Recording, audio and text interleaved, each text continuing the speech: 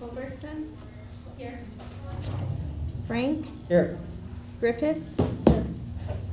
Oh, sorry. Ludwig? Here. McPhail? Here. O'Keefe? Here. Sweeney? Here. Waldrop? Here. Sorry. That's okay. Willoughby? Here. And absent we have Borowiak. I was practicing it. Okay, and Wagner. And for the alternates, Keene? Here. And Slaughter? Here. And absent we have Donor. All right, thank you. Alternate Commissioner Keene, do you mind leading us in the Pledge of Allegiance?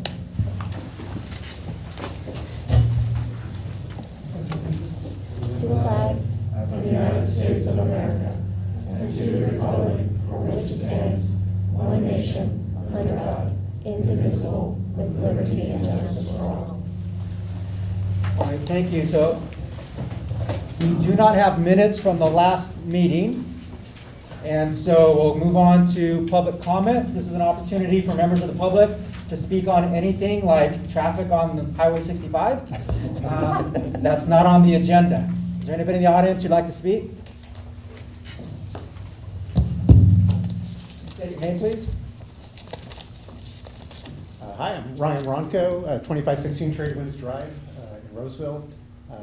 I am also your county clerk and quarter registrar of voters, and I was able to be here a week ago at your first meeting and was asked at that time if Roseville was being split by any assembly or Senate districts, state Senate districts.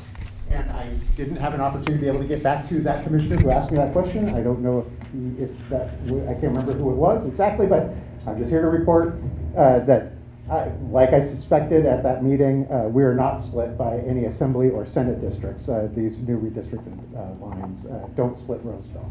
That's it, though. One of your commissioners is asked to get the shape files from us for the school districts and the assembly districts, Senate districts, any of the lines that bisect all the precincts that bisect Roseville. We'd be happy to send those to Joe if that's acceptable to your commission. Thank you, Ryan.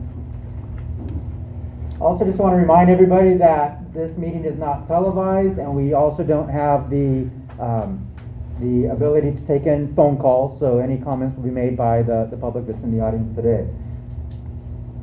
Any other public comments? I'll close public comment and move on to item 5.1. Joe Mandel. Good evening, everyone. My name is Joe Mandel. Can everybody hear me okay? All good? Okay, great.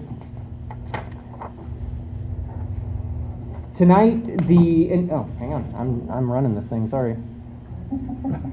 So tonight, the Independent Redistricting Commission is holding the third of 6 public meetings to discuss the 6 draft maps that are being considered for final adoption by the Commission. And just as an FYI, I've been giving the same presentation at the prior 2 meetings and intend on doing it at the same meetings. Our next one is Saturday at 2 p.m. at the Civic Center. But I just wanted to make sure that all of the messaging was consistent all the way through. So if you've been at some of these meetings, you've heard this before. But before we jump in and look at the maps, I wanted to do a quick recap of what we're doing tonight and to discuss some of the criteria that we need to be considering when we're creating a final map. And some of this information is redundant from some of our prior meetings, but I do have some other new information that I will want to bring up and have for further discussion, so I'll make sure everybody's ears are perked up for that part of it. So first off, why are we here? Let's look at the purpose of the Redistricting Commission.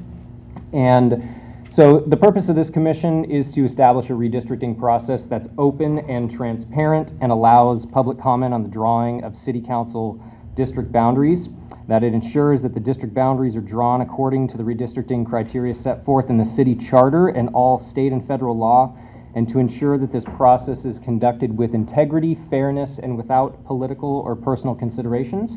And all of this was added by the voters by the passage of Measure R in November of 2020. So this is now incorporated into Article 11 of our city charter.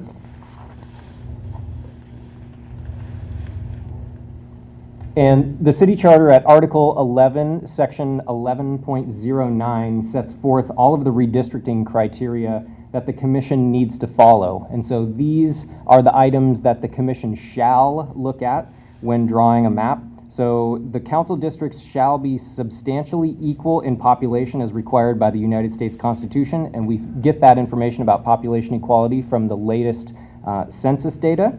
And so we have that, and we've been using and incorporating that. Item number 2, this is again straight out of the city charter. Item number 2, commission shall draw its final map so that council district boundaries comply with United States Constitution, California Constitution, the Voting Rights Act, and all applicable laws. So those are the shalls. What shall we do? And I'm sorry for the small print back there, but again, if you've seen this before, this is out of the city charter.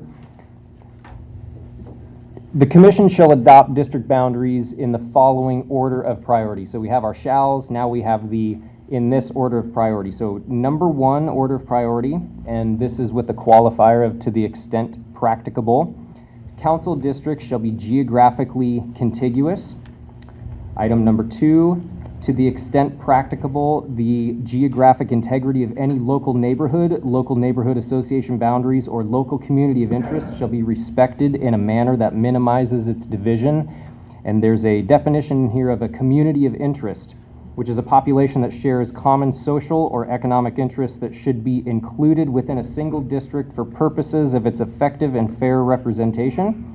And important to note that communities of interest do not include relationships with public parties, incumbents, or political candidates. Next set of criteria that we're looking at in order of priority when we're adopting a map is number 3, the council district boundary should be easily identifiable and understandable by residents, and then to the extent practicable. Districts should be bounded by natural and artificial barriers, by streets, and by the boundaries of the city. Item number 4, where it does not conflict with the preceding criteria, council districts shall be drawn to encourage geographical compactness in a manner where nearby areas of population are not bypassed in favor of more distant population. And then item number 5, any other commission adopted criteria that doesn't conflict with other requirements in the law. And with regard to this, there are no other commission adopted criteria that have been adopted. Moving on through the city charter with regard to redistricting criteria, these are the shall nots. The commission shall not adopt council district boundaries for the purpose of favoring or discriminating against a political party. And also the commission shall not consider a place of residence of any individual, including any incumbent or political candidate, in the creation of a map. And at this point, I'm going to go through each one of the draft maps. We have 6 draft maps. There were 23 maps submitted by the public, and the commission narrowed this down to 6 draft maps for further consideration. They're all along the back wall back there. There's plenty of copies if anybody wants to take anything. All of these maps you can download them in gigantic form all the way down to street names on our website if you have an interest. So draft map A is the first one that I'm going to go over. And so draft map A is formerly public map number 1 and has a total deviation of 9.5%. And in this one, 89% of the neighborhoods were preserved. This is what draft map B looks like. Draft map B is formerly public map number 6. And this one has a total deviation of 6.3%, and 91% of the neighborhoods are preserved on draft map B. Here is draft map C. This is formerly public map number 8. This one has a total deviation of 4.4% and preserves 78% of the neighborhoods. Draft map D.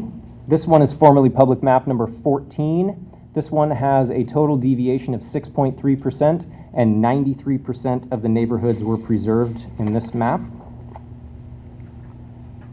Draft map E. This is formerly public map number 15, has a total deviation of 8.3%, and this one preserves 98% of the neighborhoods.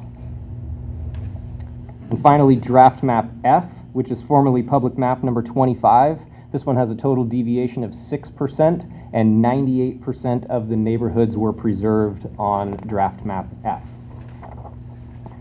Next part I'm going to talk about after we've talked about the maps this is language out of the city charter, Article 11, Section 11.10, and this talks about our procedure moving forward for adoption of the maps and the report. So this language says, the commission shall file a preliminary redistricting plan and draft map with the city clerk, along with a written statement of findings and reasons for adoption, which shall include the criteria employed in the process and a full analysis of the explanation of decisions made by the commission. The city clerk shall publish the preliminary redistricting plan and draft map at least 30 calendar days prior to the adoption of a final redistricting report and final map. And so this is one item that I want to draw a little bit of extra attention to tonight compared to other nights. This final sentence where city clerk shall publish the preliminary redistricting plan and draft map at least 30 calendar days prior to the adoption of a final redistricting report and final map. There's been a lot of discussion amongst this group and throughout this about maps and lines and the draft maps that we have and whether they're going to change and how they're going to change and our ability to do live line drawing. And so as we've come to this point where we do not have a demographer with us for any of these meetings to do any live line drawing, and also there may be a little bit of concern over the fact that when you live line draw and try to then adopt a map on that same night, we've seen other agencies that have had potential challenges or difficulties with passing those due to the fact that they are changed up at the last minute. And so I'm going to have a further discussion about this with the group and with everybody tonight, and I'm going to bring this up at every other meeting that we have, but we're going to have a further discussion about the interpretation of what is a draft map and if what we're doing on January 24th and live line drawing to create a new map that no one has ever seen before, does that then get published for an additional 30 days to ensure that we meet all of these provisions in our city charter? I understand this is all new information that everybody's hearing. This is new information that we're sort of processing internally at the city. There's been some issues that have arisen, and there's been some interpretations and things talked around at the city about how to interpret this language related to the publication by the city clerk's office for a period of 30 days. And so I'm going to get into that a little bit further as I walk through the rest of this presentation, because this is where we're at tonight. Tonight, this is again out of Article 11, Section 11.10 in the city charter, subsection B. During the 30-day calendar day period after publication, the commission shall hold at least 5 public hearings, including 1 public hearing in each council district. We're on meeting number 3 tonight, and you can see next meeting at the Civic Center on Saturday at 2 p.m. And then the following week on Tuesday, we're at the Martha Riley Library at 6 p.m. And on Thursday, we are at St. John's Episcopal Church at 6 p.m. At this time, all of these meetings are planning on moving forward in person. If anything were to change, we have to think about the Brown Act, and we need to give 72 hours prior notice of any, like if we were going to meet via Teams or something differently, Zoom, we would need to meet as a commission first to adopt this AB 361 resolution that we've talked about, to have the ability to hold a remote meeting at the next meeting. So if you're following where I'm going with this, we can get a little bit interesting if we try to hold some of these remotely as opposed to continuing to fire through with the schedule. And so that's a lot of why we're moving forward. I'm happy to have further discussion about that, but these things are being considered internally as we're trying to manage. You know, you see a different group of people coming and helping me every day, and that's because we're running short-staffed around City Hall these days. I'm going to continue moving on, and we can talk about some of the questions that may have come up. So now moving on to subsection C. After having heard comments from the public on the preliminary redistricting plan and draft map, the commission shall adopt a final redistricting report and final map. A commission-adopted final redistricting report and final map has the force and effect of law and is effective 30 calendar days after it's filed with the city clerk and shall remain effective basically for the next 10 years. The city council may not rescind, supersede, or revise the district boundaries adopted by the commission. And the meeting that we have set currently for final map adoption is January 24th. So if we look at what we're doing today, we have considered 6 draft, we looked at 23 maps, we narrowed it down to 6. We're receiving some public input on those 6 draft maps. And now we need to sort of have a further discussion, and again, this is the new information that's coming up, about what does the commission want to do with regard to, I'll tell you what I as the lawyer wants to do, but with regard to this language here about the city clerk shall publish the preliminary redistricting plan and draft map at least 30 calendar days prior to the adoption of a final redistricting report and final map. So if on January 24th, if we were to take any one of these maps A through F and live line draw with JED to create whatever, new map number, whatever, that meets everybody's criteria, I have too much uncomfortable feeling with then adopting a final map that same night without having the appropriate level of review and publication and time for public input on that final map. And so we're now looking at how to interpret language that is what it is. We have to interpret this language in a certain way. And so we kind of have to now consider and get in our heads that we can't do live line drawing on January 24th and adopt a final map. That is just going to be, that is now the interpretation that's going to have to be made. But what we can do to provide some options for that is, this kind of gives us 2 ideas. One is we adopt a map as is, that's been published, that's been received public comment for 30 days, one of these draft maps A through F, or we go through the same exercise that we were planning on for January 24th, where we live line draw, where everybody provides their comments, where we incorporate everyone's changes. I'll tell you, I get dozens of comments from people that, hey, move this street to here, move this street. So like all of that stuff can get incorporated into the record. And at some point, we were hoping to be able to do sort of a puzzle piece and put things together and create a final map.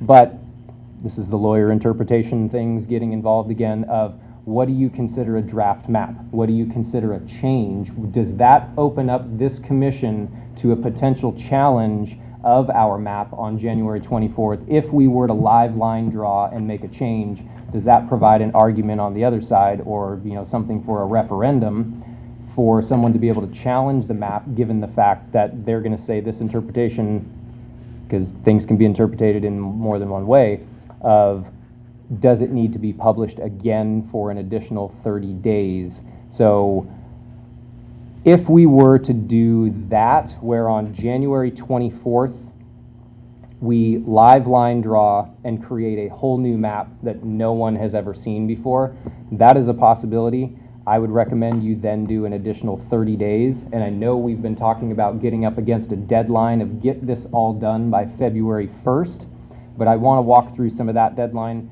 And I'm going to try to talk about this at every meeting, so please, feel free to ask questions about this. But Can I ask a question, Joe? yes, Wasn't the next slide after this also talking about during those 30 days that 5 public hearings have to be held? so this was part of the discussion an hour or 2 ago of, all right, so we're doing 3 more or 5 more public hearings. It's not going to work.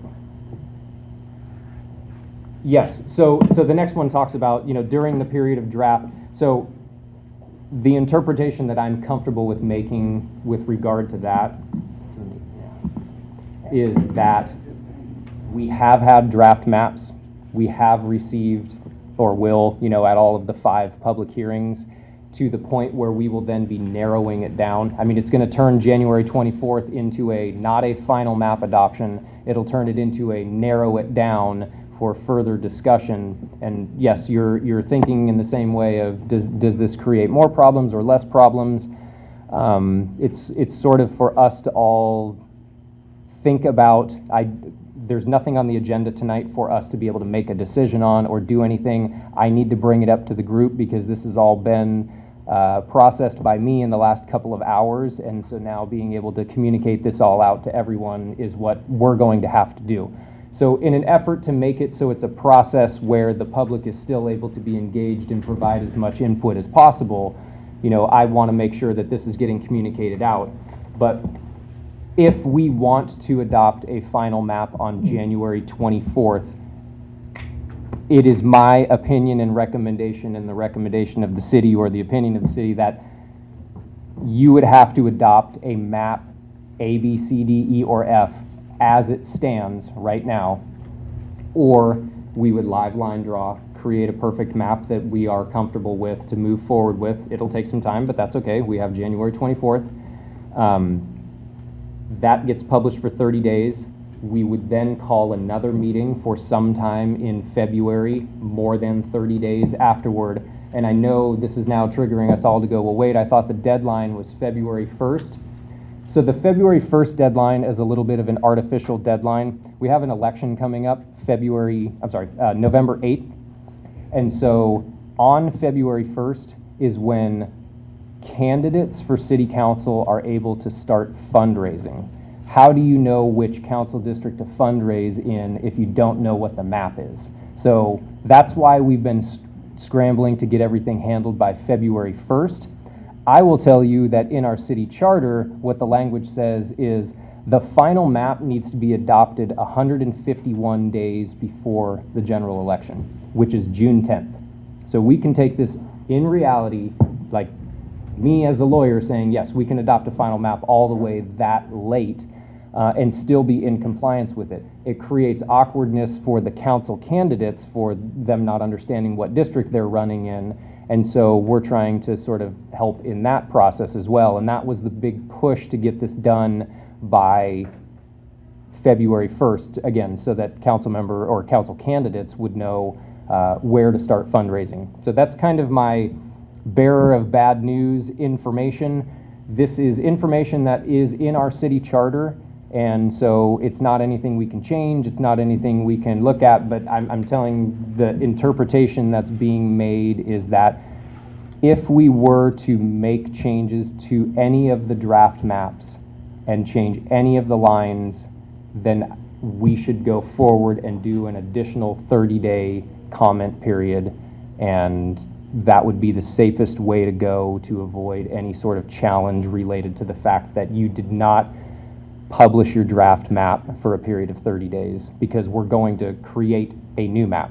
Whether that's an interpretation that you agree with or not, it doesn't, it will change your opinion in one way or another, but from a legal interpretation standpoint, how do you determine what a draft map is? How do you determine what a minor change is, what a major change is? A change is a change in my book as the lawyer. And so I just wanted to sort of get that out for the group. You're going to hear me say this again on Tuesday, because again, these meetings are not on TV, and so it makes it a little bit awkward to have to present this to everyone here tonight like this. But I want everyone to understand it to move forward so that when we meet on Saturday, again, we've already published the agenda for Saturday, so this is not going to be an item for official recommendation on Saturday, but there will be further discussion when we have this item. So that I'm going to turn it back over to you, Mr. Chair, for comments, questions. Again, what we're here for tonight is to get public testimony on the actual maps, and any expectations or misunderstandings or anything, clarifications, concerns that people want to make, please feel free to come up to the microphone and state your name for the record so that we can get it down and understand your comments. And First, we have commissioner questions and comments. correct. So any questions or comments for Joe from the commissioners regarding his presentation, which now includes some more information, and we'll open up public comment after that. Jefferson? I just want to be clear on the timeline. I recall the small foot, I think if we called it, in District 4 being adjusted. Was that prior to adoption of the 6 map? Can't hear. Sorry, can't hear. There was a very small adjustment that was made, and I believe it was to District 4, where it had a tiny bump at the bottom. I just want to verify that that was prior to the adoption of these 6 maps, because that would flow into what you're talking about, it being either an original draft from the public or something that we've already amended in part? Correct. The maps that are the draft maps A through F are the ones that the commission adopted with the changes that they wanted to make on that, I think it was December 20th meeting. And so there have been no changes to any of those maps. What you see is what the commission has been talking about to this point. So Yep. entering this process, they've been static. Yes, so in reality, we're not live line drawing right now. We're talking about these specific maps, and none of these maps themselves have changed. So, in reality, nothing has changed, but the procedure has slightly changed for us to get to a final map. But I thought we didn't make all of the changes that we discussed in December because they weren't feasible on some of the maps. Yeah, well, we kind of discussed how we'll just do little fine tuning, fixing. Yeah, so At the end. I understand that we've been Based on talking about input. fine tuning and this is why the presentation of this news is so awkward to give, because what is the difference between one tiny little tweak versus pulling an entire specific plan or neighborhood association? I mean, a small change is a small change to anyone, and so. Mary? Yes. How does that kind of fit in with the changes, what I think of as the technical changes that they've talked about because of the census block and stuff? So whatever these lines are, both Ryan and the demographers have said there would be little weird changes, crossing street, how do those fit in? Are those technical changes that they have to do in order to make the map work with the census blocks that are not things we decide to do because we want to change the district? They're just inherent in the process. How do those fit? So in everyone with the can hear the changes? question. The question is, there are suggestions or changes that we may have, but there also was the indication from the demographer that there's going to be some technical tweaks that they're going to have to do anyway. Are those technical changes part of this 30-day? So I will say that the maps that we're talking about right now in front of us are the maps that we're talking about. These have been published, these have been out, if we're talking about a map, it's these ones. So any technical changes or anything that our demographer may potentially change, that's not included in this discussion. I will say that I have not even talked to our demographer about any of this yet.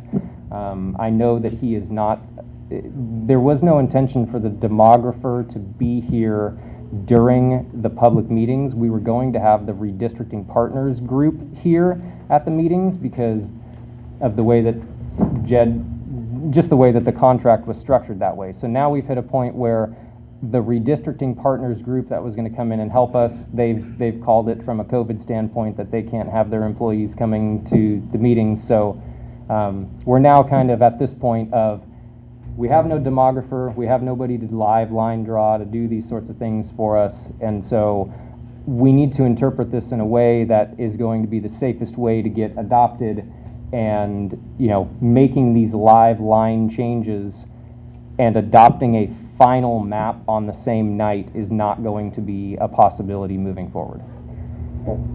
have we had redistricting partners or Flow weigh in on what they recommend? Because part of our vetting process, I know they talked about how they've defended their maps in courts and all of those different things they included in their applications. Like, do they have an opinion on this? So the question is, are the demographers and the redistricting partners, have they or will they weigh in on this new development to help guide us? And if they haven't, they should. Thank you. They have not weighed in. I am not asking for their interpretation or their recommendation on any of these maps. They are there more from a technical aspect to be able to draw these maps and show them from a technical standpoint. They're not making, the recommendation or information that they've been providing us is the studies related to compactness and contiguity and things like that. That's their interpretation, and so if you are looking for them to give a recommendation of map X, I don't think they're going to do that. I No, don't intend that's to not do what that. I'm I don't think asking. that's what she's asking, but in terms of just any technical things that, because they have access to the maps. So I will We say, certainly don't want them drawing a map Or- like previous demographers would have. Is there case law about the interpretation of draft versus like a first reading of a selected map? so again, this is the no, because we're talking about Roseville only. We're talking about Roseville City Charter, and this is language that was just this is the first time anybody's done this. This was put on the books in 2020. How do you interpret what this language is? So I will tell you if you, so we have our language in the city charter that says 30 days of publication. This is the language that I keep pointing to. Publish the draft map at least 30 days. State law, we say we have to comply with state law. State law says that if like what we're doing, we're live line drawing, we're changing maps, we're doing that sort of stuff. If you are doing that, you need to provide at least 7 days prior notice by publishing it on your website if you want to change that map and adopt it as final. So state law says kind of like, hey, you want a live line draw at your final meeting? You can't. You have to do live line drawing, publish it for 7 days, and then you can have your final map adoption meeting.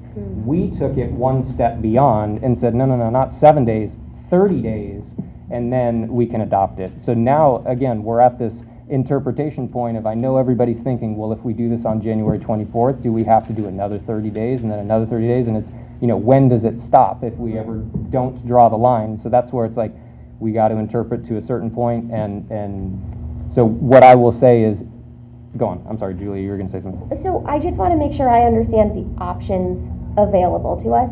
So we could, in theory, and this isn't what you recommend, we could say that we interpret the word draft to indicate a version that is open to adjustments before it is a final draft, but we would be required to have a final, or like a first reading or it out there with 0 changes made for at least 7 days. Disregard I the- mean, if we say that it was a draft map can be changed, it all comes down to how we interpret the word draft. Like as an English teacher, my students turned in lots of draft essays, and the expectation was never that your draft was your final version. Right. And so if we're going to talk about the word draft versus the state law of 7 days, we could in theory say draft, if there's 0 case law on it, that it is the intention of this commission that the word draft is open to adjustment based on public comment. And then, but we would be required to publish those changes for 7 days. So I guess sort of everybody can disregard the 7 days thing. What that is from state law. Yeah. So you were asking, can we look into the interpretation of what is draft, what is published, what is that? So I don't have anything for City of Roseville because this is the first time anybody's been doing it. So Roseville, nope, there is no guidance. So the next thing I'm going to look at is what does the state law say? So state law says if you're going to make these changes and do anything with your, I'm going to call it a hybrid map of it's not the original one that was put out for publish. And so if you do that, you're going to have to publish it on your website for at least 7 days before you can adopt your final map. And so we don't have that language at all. We have this language to deal with of, the draft map at least 30 calendar days prior, publish it 30 days prior. And what I'm saying is this was the discussion this afternoon, and this is the interpretation that the city is making to moving forward, that we need to look at this language and then determine what do we want to do from here in the sense, and again, we're not making a decision tonight. I'm being the bearer of the bad news and the information for us all to sort of process and talk about. It's not bad news, it's just more news. It's a change in the process of something. So we're moving along the path of here's what we have. We adopt map A through F on January 24th. Great, that's fine. Or on January 24th, Jed's there for our live line drawing to get to a final discussion and map and point where we're then comfortable with essentially publishing another final draft map to go, and then I'm calling it January 24th is the final map adoption meeting, but if we didn't do a final map adoption, we got to go at least 30 days there after that. So say February 24th, 25th timeframe is when you would then come forward with an adoption of a final map at that point.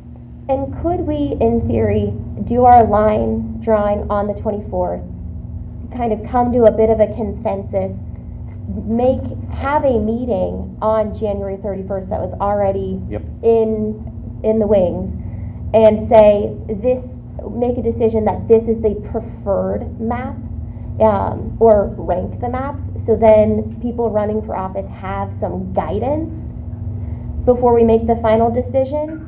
Because people can start fundraising even if their district changes, right? Like, there is nothing to inhibit their fundraising capabilities.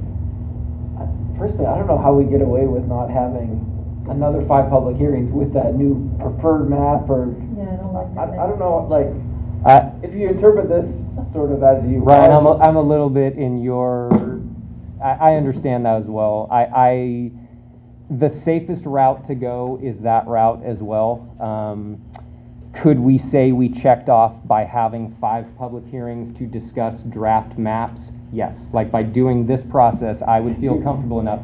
But again, we're talking about, the interpretation of, does that hold up to what we're trying to do? I don't see how, if you're wanting to sue or make a case or push for referendum or something, that's more than a crack. Well, do yeah. public hearings have to be on different days? Like, could that week between the 24th and the 31st, we power through like a couple? I'm super uncomfortable with us having said at numerous meetings that we are going to adjust the lines, and then taking that back while we're still getting feedback. And so I'm really against picking one of the letters just as is, and I'm trying to make this as little painful, as least painful as possible. But that's where I stand on this. Any other commissioners have questions or comments? I have a 4-part, no, I'm kidding. It's I have- a 4-part question. It is actually 2 parts. There was a request to swap district numbers, which would not impact the actual lines of a district in our last meeting, to see what the sort of disenfranchised voter impact would be. So as a follow-up to that, in section 5 that you mentioned, Joe, we have yet to adopt any additional criteria. Would the impact of 6-year gap in ability to vote in your city council meeting be something that we could contemplate as one of the criteria if it doesn't come into conflict with any of the rest? If you wanted to adopt any criteria, I'm trying to think of the time frame of when you would be able to do it, to be able to get it on as it, because you would be, by adopting new criteria, it would be by formal motion, and there's nothing agendized at this meeting. There's nothing agendized at the next meeting where it's already been published. And I think right before we left, we just published the meeting for the Tuesday meeting. And so we can try to amend some things if we wanted to have a further discussion about that. I mean, the item number 5 with other commission adopted criteria that doesn't conflict with other requirements, that's sort of the catch-all. I think that was intended as the catch-all for further conversation. And I'm going to leave it up to the group to determine whether or not you want to consider that information. If that's something that, I mean, again, we're looking in order of priority. So if items number 1, 2, 3, 4 did not provide the finality, then I would think that you could look to something like item number 5 to then get to a final decision. Because this is relatively new information. It sort of has manifested itself throughout the course of our meetings, and this is one that keeps me up at night. to potentially have the population of an entire district spread throughout multiple districts, but not able to vote for up to 6 years for their city council members. That seems like a huge issue I'm finding it difficult to overcome. And I'm wondering if there is either, and again, this is another sort of late in the game contemplation, but would the idea that assigning a different district number, would it change the number of folks who are disenfranchised in any or all of these maps? That was something that was requested at our last meeting. And then the way I read the criteria right now, even though we know it, we can't act on or consider it. We only have the criteria that are in front of us. There is a model for us, I think, to adopt it potentially, but I'd like to leave that as a question to the commission. Now, we can always use our own personal judgment on that criteria when making a decision as well. If we voted on it, are we then bound that we had to have used that in our decision making? If you're going to adopt that as some sort of criteria, there would be a formal process of adopting it, and yes, it would become part of your preliminary redistricting plan and draft map analysis, that was one of the factors that you certainly considered in your decision. And then also, there's discussion about specific plans. Do we do the same thing for specific plans, that we want to be bound by those in making our decision, or is it just part of our own personal decision-making process? So Yeah, no, I think you sort of said, I was going to say, Chair Frank, that I think, Jeff, you can still use that as information and influence your decisions. It's not like, because it's not listed there, it's a prohibited thing that you have to ignore. The charter does talk about a couple of things that are prohibited, but that's not one of them. True. Well, and even if we did adopt it, it would have to be weighed after those first, because they go in priority order. So if, let's say, a particular neighborhood being changed into a district that delays their voting by 2 years, if that came at the expense of a community of interest, we can't higher prioritize even commission-adopted criteria, because state and federal guidelines require us to look at those first 5 in a particular order, even with those 5. Where practicable, sure.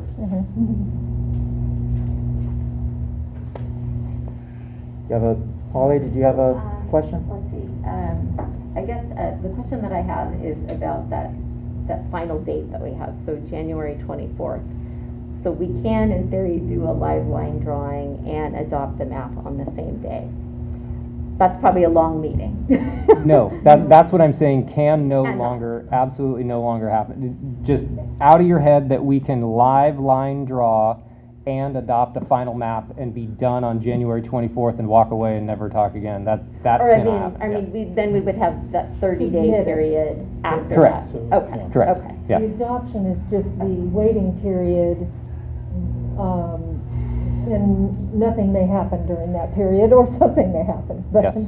okay. And yes, in reality, during that time period, we are going to receive comments one way or another about that map that gets selected on January 24th, and then it's a matter of maybe another interpretation on February 24th, or how strong do you guys feel about, adopting that final map, given that, you are the ones in charge of it. I'm sorry to be the bearer of all this news, and, it's a little bit extra on top of everybody's plate. On the other hand, if we so I'm accepted sorry. one of the maps as is and said we submitted it, that whole problem goes away. Yes, it does, but that's not the intention of any of this. It just is one of the realistic paths moving forward.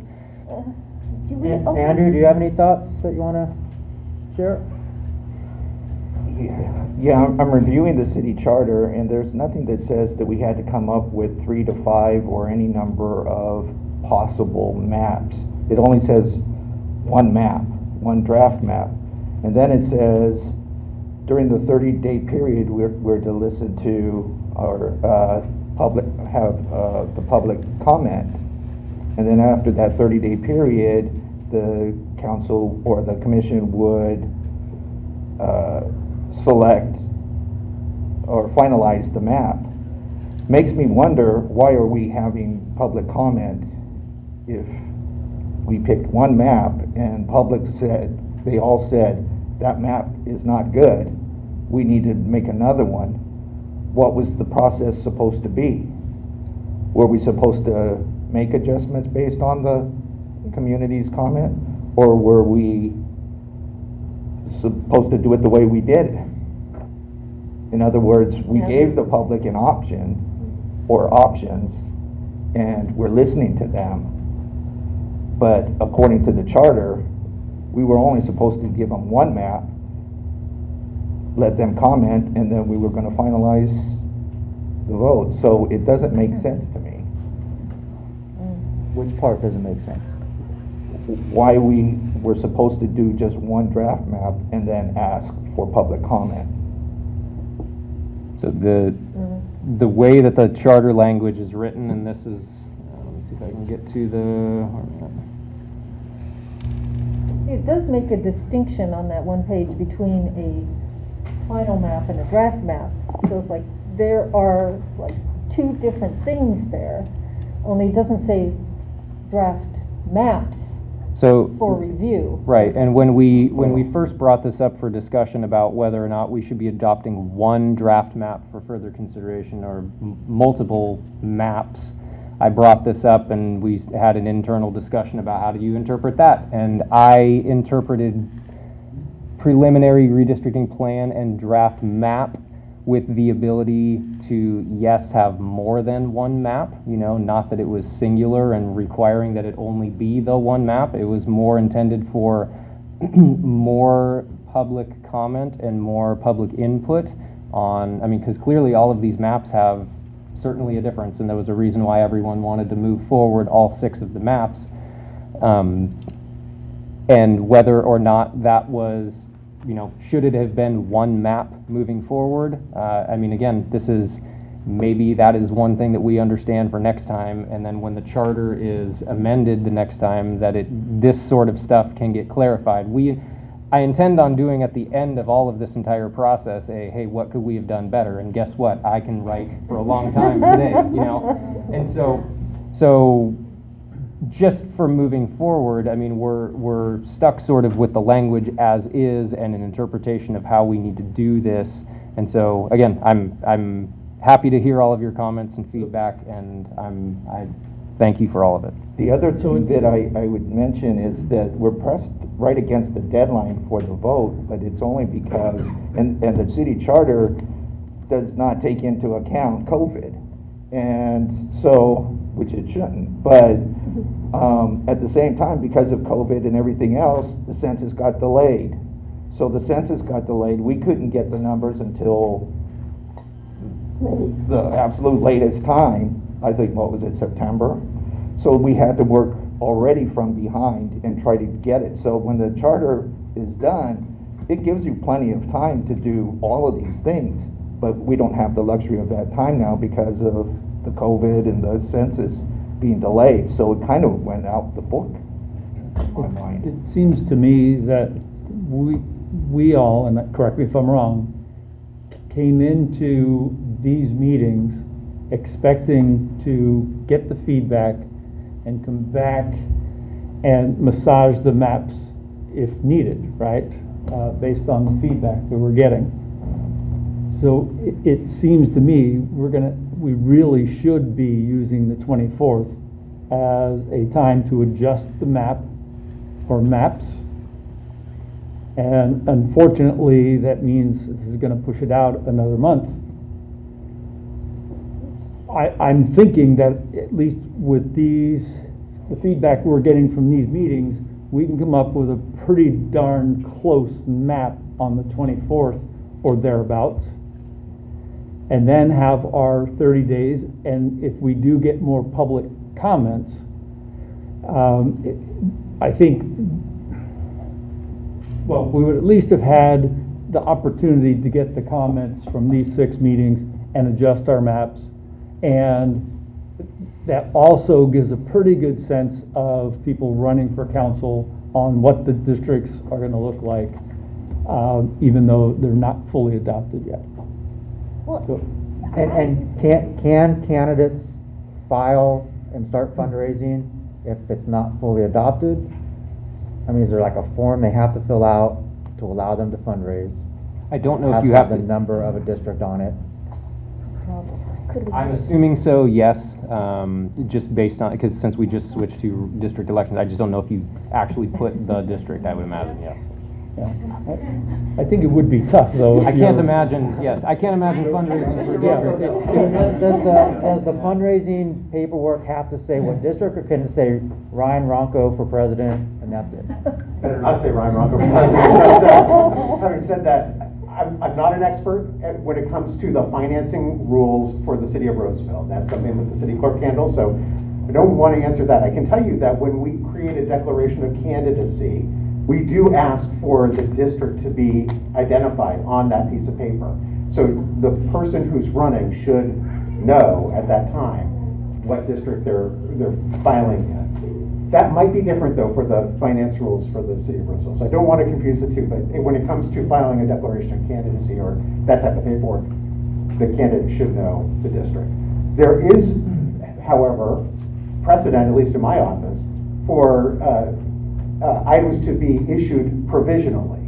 So you could have a situation like we have had here for the county, where people come in to pick up what's known as signature in lieu petitions or filing forms to reduce their filing fees for office. They came in with, we had a map, but we didn't have that information in the system. We would issue provisionally pending finding out once we have the final maps that everything was okay. So I hope that helps to answer some questions. I have a question. When do the filings begin and end? So for the city council election, it's going to begin somewhere in July and will end somewhere in mid-August. So it's 113 days before the election to 88 days before the election. That's for the county paperwork. That's for the actual filing process, to actually come in and pick up your paperwork to run for office. So the 150 days before the general election, the June 10th, what's that date? That's what that is. That was me. I don't have it in a slide, but that's language in our city charter that says that a final map shall be drawn 151 days prior to the election. November 8th is the election, go 151 days back. We're at June 10th. So a candidate still has 32 days, once the maps are done, to file with the county.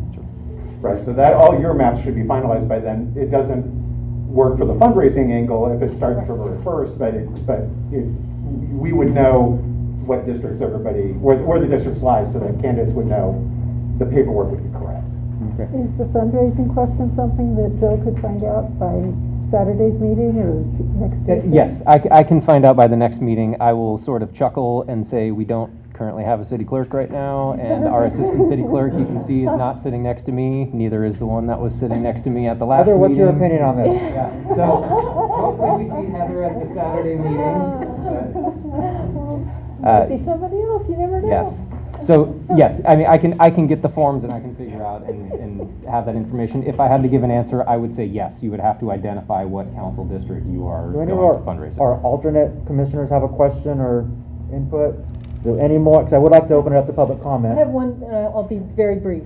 I agree with Brian that the whole purpose of the 6 meetings was to get public input for us to make the decision on what map we decide on based on that criteria and the stated criteria. And that once we come up with a map, whether it's massaged or exactly one of these, and we decide that that's the one we want, I know it says there's supposed to be more discussion, but that doesn't talk about draft versus final.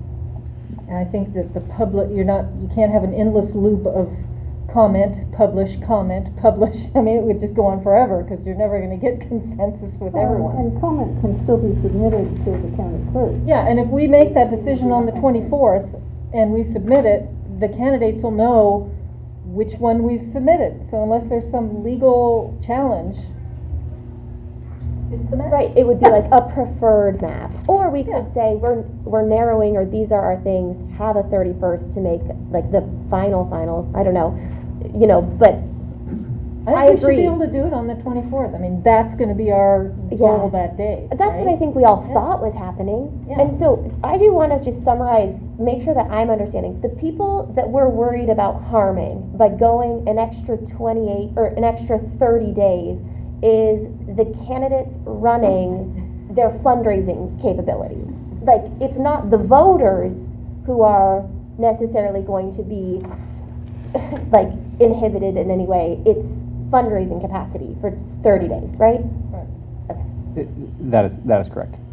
All right, and we can, after public comment, if commissioners have questions or other comments regarding public comment, you can, of course. So I now would like to open it up to the members of the public. Would like, if you can state your name, please. Hi, my name is Susan Rohan. I had a question about public comment. I've written a letter to the commission about my opinions, and I have been concerned in the meetings that I've watched on television. I'm not sure how the public comment is being handled by the commission. And it seems like it's especially important to understand now, if you're a member of the public commenting on this, is when are you going to take it up? Are you getting it routinely? Are you reading it routinely? So it becomes a part of the public record. Any public comment, telephone call, email, in person. But I mean, are you guys getting And then it? How are they getting it? I will say that when an item, this is why I'm saying please don't send things directly to me. I'm sorry, Joe. Oh. I'm a lip reader. I'm asking people, please don't send things directly to me because I want to make sure it doesn't get missed for the record. So everything that goes into the city clerk, which is every comment, or I am taking the comments that come into me and forwarding them to the city clerk.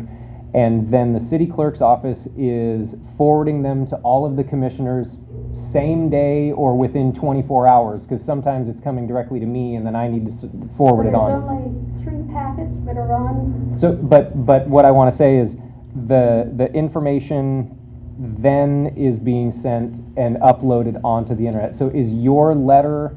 It's there. I've seen it. Okay, I just want to make sure, because there's the 3 packets, it's really like there's 20 pages from this day and then 10 pages from the next day. So there should be, item number 4 should be tomorrow, which is all of the ones that we've received in the last 24 or 36 hours.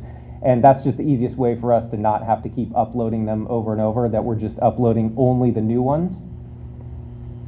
So what will the process be for you to go through those as a commission and discuss? Do you agree with this? Is there consensus? I'm a process person. I'm very curious about how this is going to work. I forwarded along for the commission's consideration and information. I mean, that's the sort of, I don't receive comments back. The intention is to sort of talk about what we've received and the comments that have been received. And so I leave it up to the commission to discuss however they want to address the comments that they're receiving from the public. So they are being read, they are being received, they are being made part of the public record.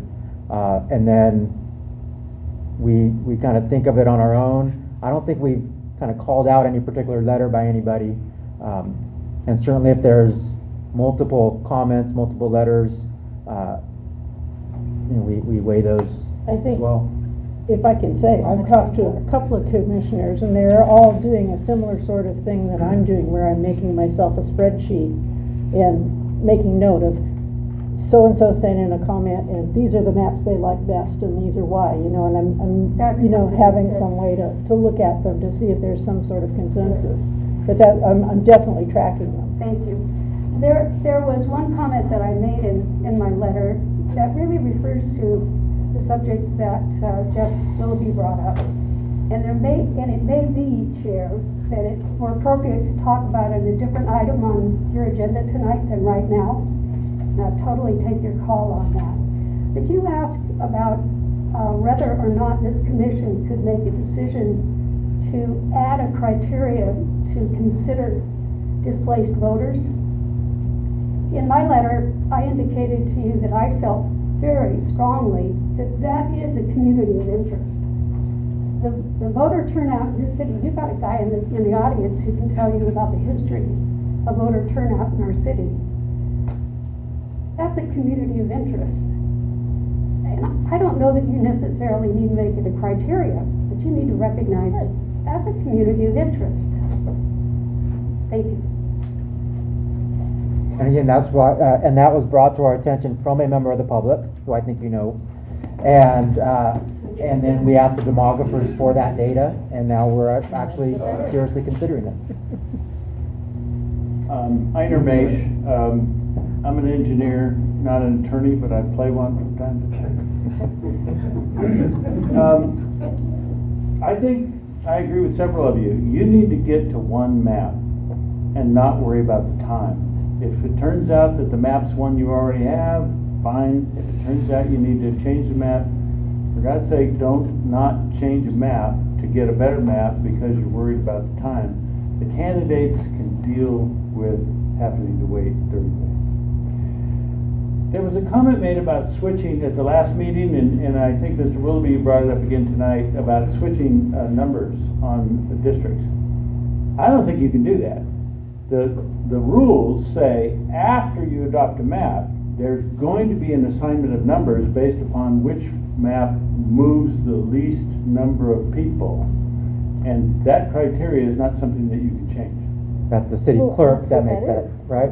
City clerk makes that determination? Right, so this is the language that is being referenced here. This is, again, Article 11, Section 11.10 of the City Charter. Subsection D, after the final map is adopted, the city clerk shall number each council district such that for as many residents as possible, the number of the council district they reside in remains the same. So clerk's office makes all the changes. Any sort of swaps or things or ideas that we want to have here is not going to happen. And the only reason for doing that is exactly the reason why we were talking about it, is visually it looks like it would make just as much sense to make that one number 4 as it is number 5. So the numbers will tell us. Does our one pager that is evaluating the different maps for that, is that based on what the numbering would be? Like, is it possible that we would then be evaluating a map that, and it's showing it that it disenfranchises more people or less people than it actually would? So just going back to one of the maps, like draft map F, so here is what it is, and it was D that was in question that we talked about. so what was the question about D then? D, swapping 4 and 5. Because if you look at the old map, District 5 was that whole red strip along the bottom. Well, I'm looking at it as whatever the maps are and whatever the districts are numbered now. If it's not that, this is, and we adopt this one, for example, this would be the new district maps, and you kind of got to do the overlay and figure out, okay, which ones, who changes to a different district number based on this language here. Yeah. Keep everybody in, as few residents changing as possible, and I think that has to go with, somewhat with regard to voting in the next election and the number of people that will be affected by that.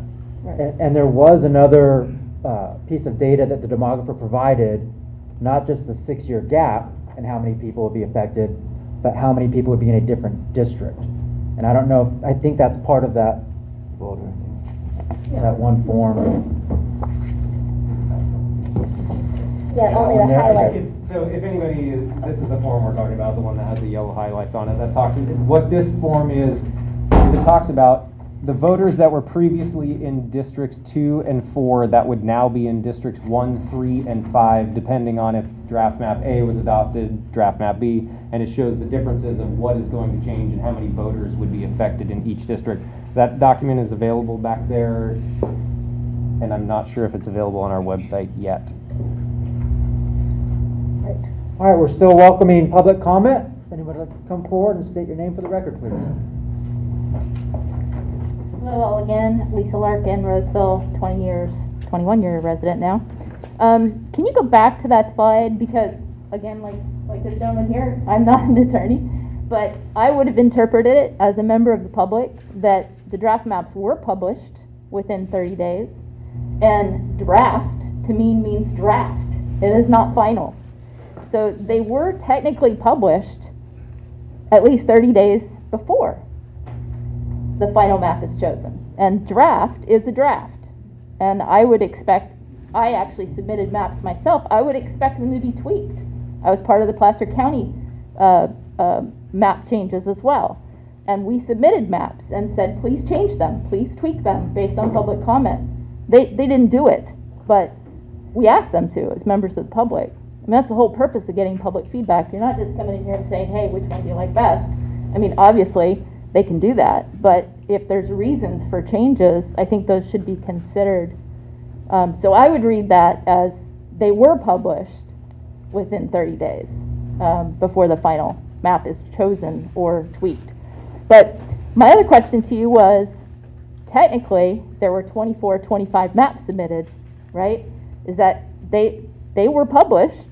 They weren't like pushed forward as, hey, these are the 6 that the commission thinks are best, but they were published.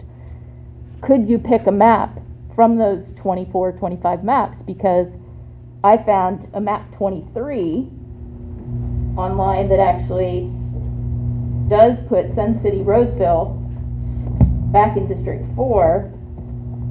I think it only divides Blue Oaks and a little bit of Harding, so it keeps Quail Glen together. The specific plans, it keeps all the specific plans except 4, and I think there's just 3 or 4 police districts that are not in their original location. So I'm curious as to if you were going for keeping those voters in District 4, the Sun City area, I'm wondering if one of those maps, which was published as a draft map originally, could be considered. That would be my second question. And then I did a little work on some maps, spent some more hours trying to figure it out. And on map D, which kind of disappointing that we're hearing that we can't make any tweaks to it, but I found that on map D, there's 3 changes that could be made to make it a much cleaner map. Currently, I don't know if you can put map D up on the screen. You said B or D? D is in dog, sorry. So D is in dogs, you can see up there west of I think it's Wood Creek, heading towards Fittyment, the Blue Oaks area. If you did that, if you put that Wood Creek into District 5, and then took the Quail Glen, which is one neighborhood association, you could make the rest of Quail Glen in District 3. So that little piece between Sun City and the purple, is it Pleasant Grove?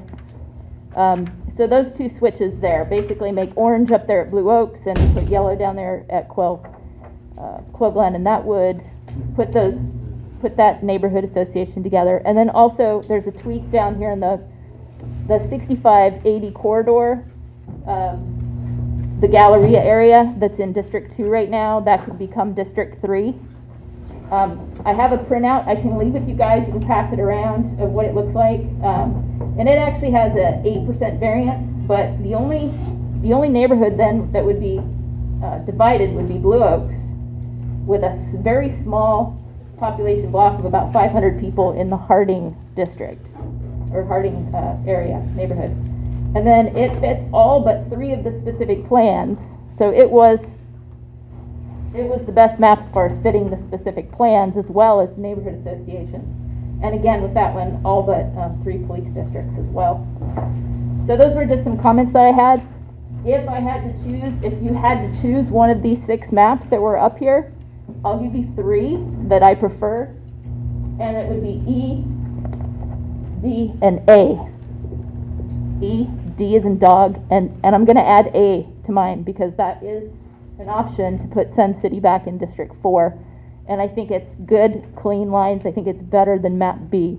So those are my comments. Thank you. And I don't know if anybody wants to see this. I can leave it. You know, if at all possible, if you can email, and this goes to I sent that to Jed. The changes that you'd like to see? For map D, and this goes to any member of the public. I've been kind of describing this as we've got a puzzle, and if we want to change one of the pieces of the puzzle, we need that, you know, not changing the whole map, but if there's something, moving Sierra Vista, neighborhood associate, whatever it might be, send that to the clerk. I think the demographer would also share that information with the clerk, so it's part of public record. So we definitely get that before January 24th, so we can kind of move things around a little bit. And that's for any member of the public. If you see something that that you think would make a map better. Ms. Larkin, just to kind of comment on one of the things you said, you suggested that we might not be able to tweak things, but I don't think we've closed the door to changing any of the maps. I was just curious though about what his thoughts were on picking from one of the 24 or 25 maps, because map 23 has some small tweaks. One of these maps, and I think it's a good map to also consider. But I was curious as to whether or not it could be considered I know that based kind of the spirit of December 20th meeting when we narrowed it down to 6. Yeah. Was that we just continue to narrow it down, not open it up again? I don't want to speak for other members of the commission. I get it. I'm just saying, if you're not allowed to make changes, would that map be a map that could still be considered, since it was published 30 days, if it happens to meet the criteria better? That's all I'm saying. And I just want to sort of squash that and say, I would say no, because those draft maps, those 23 draft maps were not published. They were submitted to the city clerk for further consideration by the commission, and then the commission narrowed it down to the 6, and then I took that information and sent an email to the city clerk to direct them to publish those 6 draft maps that have been chosen for further consideration by the commission. Along with some text, right? Yeah. Correct. Correct. What do we call that? It's the preliminary redistricting plan and draft map analysis. So not only did those 6 maps go for publication, just because it's on the internet doesn't necessarily mean it's published, but also language about the plan. And it calls out the specific maps of, draft map A, which was formerly draft map or public map number 1, and so on.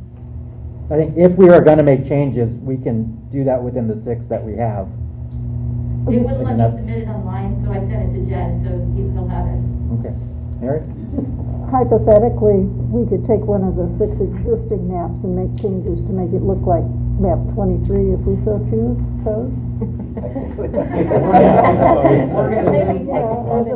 Yeah, I mean, if we're gonna, let's open this whole. Just a purely theoretical matter. It'd be nice if we didn't, expand too much. We're making progress.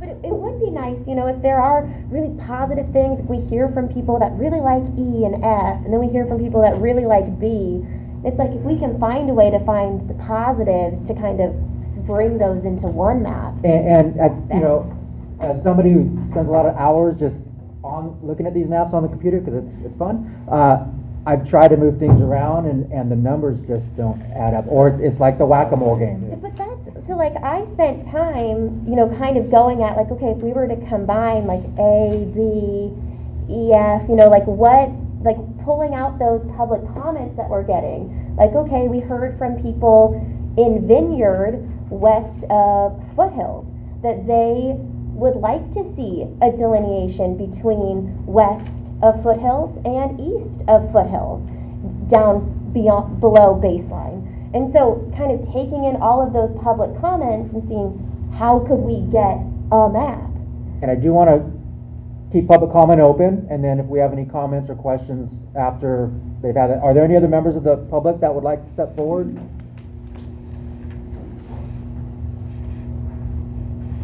My husband's encouraged me to take this off, but it probably means I'm going to lose a hearing aid too. So I'll do this. Lisa, I want to say first, please do not take this in anything other than civic discourse, because I value your right to have an opinion about math. Okay, but it's a perfect example of something I want to ask the commission. Go back to D, map D. So I want to ask, when are you going to look at draft map D, and look at each one of the districts and make evaluations that are not just specific plans, not just neighborhood associations, but also school districts. All of the other kinds of criteria that create the footprint of the voters' lives.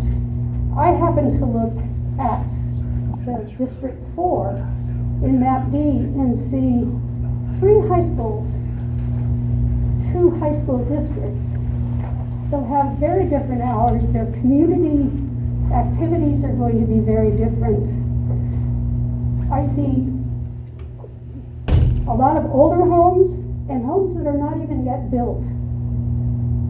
I don't see that that District 4 is a community of interest. It doesn't have commonality within its district.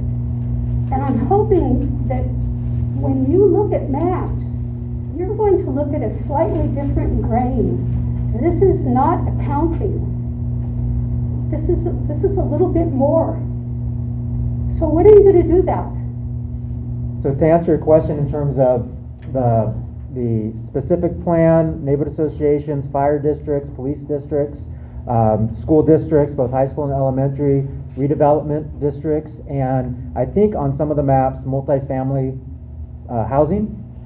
Those are the ones that I think the demographer just kind of started with, but then we asked for those to be drop downs. So when people were drawing the maps, hopefully they were looking at all of those and weighing the pros and cons of each and then submitting their map. And then I'm hoping that all of us are looking at those things, because we can still look at those maps and drop them down and Well, I hope so. see. Because you may find that 3 districts on this map really are good. 2 are not, but you've got another map where it generally hits everything as close as it can. Please don't just use graphs, for God's sakes. And again, that's why the public testimony is important, and that's why having a variety of people from different areas of the city who know what a street looks like, who knows what an open space looks like. And you know, the hard thing is, in these times, this time of year, families are at home, and with COVID, you've got people of all different ages and for different reasons who can't come out. So our public comment, it's in written form, is extremely important. It's really hard for us who've been doing it to not see evidence of it. So I'm comforted to hear the things that you are doing. But I strongly recommend, after having chaired a lot of these things over the years, come up with a very good process or a facilitator to help you get through this public comment, to help you arrive at a map that's going to be best for this city. Thank you. Could we ask redistricting partners to prepare, like since they're supposed to be providing us something at all of these, maybe they could prepare some slides that, even though we're all looking at it, but that way people in the public can see also what other people have sent, just even quotes or, I don't know, but I do, So we want to know people heard it. We are trying to address that by just having all of the public comment available to everyone. And you know, I know this is hard to read for everyone in the room, so if we had public comment up with everybody, I mean, Susan, I know your letter is multiple pages long, and so, you know, I just want to make sure that everybody has access to the comments, and so that's why we've put them online, you know, and left them at each one of these meetings. I'm happy to have redistricting partners or someone else, you know, we can certainly create, and especially for the January 24th meeting, you know, we can have an entire slide deck of, you know, here are the comments we have received. Where I feel uncomfortable is trying to summarize people's comments, because I don't want to misspeak for anyone in any way, and I want you to be able to interpret someone's comments. Rather than summarize each comment from the public, can they find certain themes, common themes? Categorize the letters somehow? We sort of have that for us internally as staff right now of, you know, person A likes map X, you know, whatever it is. And so it just, for us to be able to follow along, you know, of all of the comments we received, but. And I think all of us kind of have our own method of doing that, whether it's a spreadsheet or a piece of scratch paper. But again, the public can't see that. So if we do have something that, do you have a spreadsheet or something like that? I don't have anything, and I'm not going to share necessarily anything that I have been creating, because I'm doing the same thing as you, sort of chicken scratching out so that I understand what people have been talking to me about. Because again, it comes to me from every angle and every sort of comment. I just think that if you have public comment and it's important that it gets into the record, again, send it to the commission. If the commission, I would like the commission to discuss more openly some of your concerns, some of your questions that you may have. That was sort of the point of all of these 6 meetings, is if you have a concern and want to hear more about it, please use this as the opportunity. And so, maybe this will be the catalyst to sort of talk more about the public comment we have received. And I know that at the next couple of meetings, I don't know how well they'll be attended, but they are certainly out in some of these more controversial areas that we're talking about changing around in districts 4 and 5. So there may be further discussion. There may be new things brought up that we haven't even considered yet. And so all of this is sort of important for us to consider. Do any of the other commissioners, would you like to see redistricting partners come up with some sort of a common themes, or are you comfortable with what we've done? I think that's for us to decide, because we know these neighborhoods, and that's why we're going to have that meeting on the 24th. We really can't take any action on any of these things until the 24th. So you're not going to see the result of all of the feedback, because we're still collecting it.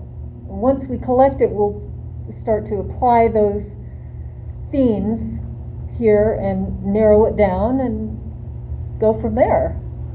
I mean, nothing to see yet. John? I got a really dumb question about this process based on all the comments I've heard. Is it possible or feasible to do like a combination of everyone's concerns and say, we've got all these comments, we've all taken our notes and summarized a lot of what we've heard. Why could we as a committee not tweak the map and come back Saturday saying, here's what we've come up with so far, and keep that published online for the next meeting and the next meeting and the next meeting, so that it can be tweaked as we go, like a live document by the 24th. Would that be possible? The only reason I'm going to say that would be difficult is, again, going back to the Brown Act and our ability to be able to provide 72 hours prior notice. So the meeting on Saturday, that notice had to have been published on Wednesday. So if we talk about making, if we wanted to make a draft change or talk about any sort of changes, you're looking 3 days out from that point, and looking at the schedule that we have, it gets a little compact there. I mean, like even on map B, just from hearing from commissioners, there's maybe 3 changes that have been brought up, like I referred to before, as pieces of the puzzle. Right. Don't necessarily have to make them at this point, but if we could know what those pieces are. But if the intent is to gather the feedback, create a new map, and then if we're going to do this, publish it on the 24th and then open it up for another 30 days, is it not disingenuous to do that if the intent is not to gather more feedback from the public for the next 30 days? Or if the intent is just to record that one 30 days later, then it seems, again, disingenuous to the public to take feedback for the next 30 days if we're not going to start it again.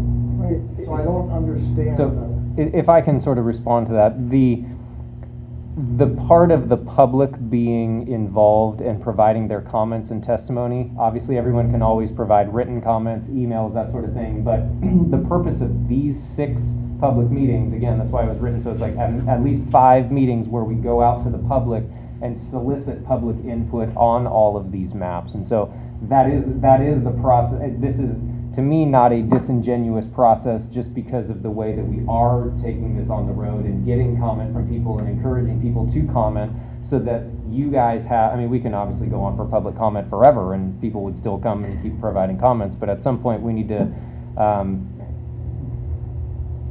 the group will have to make a determination as to what, based on all of the comments that they've heard and what the maps they've seen, you know, moving forward, what map we would want to do as a final map. Yeah, if I came across like this process was disingenuous, that's not what I meant. No, I know. I just mean that it seems that we either meet the deadline or not, and if we don't, then it opens it up again, and like others have been saying the same thing. I think having as much information as possible will prevent any surprises, you know. Right. And I'm you know, gonna go back again just real quick to slide number 1 that we were talking about here is, what are we here for?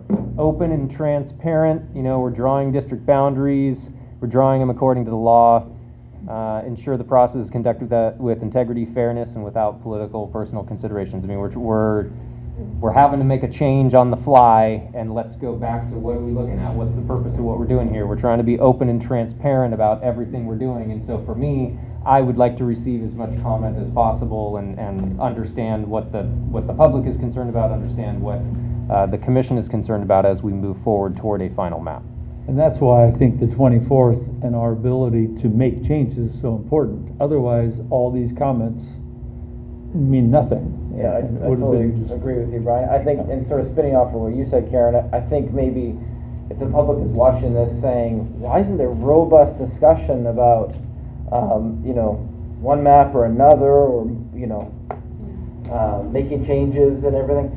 I think because it's just what you said, Karen, it's sort of, we're kind of looking at the map, these 6 dates as almost data collection points, and we're hesitant to, you know, after the 3rd meeting or this meeting, really get into the nuts and bolts of it, because we could get 50 public comments, you know, the next meeting, basically, you know, influencing that discussion. We haven't collected that data yet from that, you know, District 4 or 5 or wherever we haven't gone to. So I think probably the most robust discussion we've had about the maps was when we narrowed it down to 6 and we really got into, you know, why this map was better than that map. I think honestly, you know, amongst us, that discussion is still yet to be had, and will probably be on the 24th when we've gathered all the public input from all the districts. Yeah, I'd say on the 24th, we all bring a sleeping bag. It's gonna be a long meeting for sure. Rightfully so, right? There's a lot of input over 6. But I think we need to be prepared for that to be the longest meeting and probably a culmination of all the hours we've spent already. Pretty comparable to that. We'll get some pizza. Pardon me? We'll get some pizza. Yeah. But we should probably be pretty transparent as individual commissioners about, you know, what we're weighing and talk, like we should have more dialogue about each of the maps, so we give more opportunity for the public comment to respond, because we're going to have that meeting on the 24th, we're going to have initial questions, we're going to have public comment, then we're going to have a discussion, and I'm afraid that unless we open public comment again, I don't know, like. But didn't that conversation happen on the 20th? That was a down select to the most representative and legal versions of the maps. I don't think it did, because we didn't hear from the community barely at all before the 20th. And over again, we were told, once you publish maps, that's when you get a huge influx of feedback. So I don't think it's fair to say that we truly evaluated the maps then with the full understanding of input. It was just premature. It was a good narrowing down, but we still need to hash out more. I've heard things that I didn't know before the 20th, and I want to be able to grow with what I'm hearing. I think when we narrowed it down from the 23 maps, part of the way that we narrowed it down was there were several maps that were very similar. And so we're trying to narrow it down to a more workable, like what we believe they're not exactly the same 6. These are not exactly the same, but they're workable. So now we're getting the public comment, and with that public comment, we're going to narrow it down even more by adjusting one of these maps based on public comment, not just 23 maps.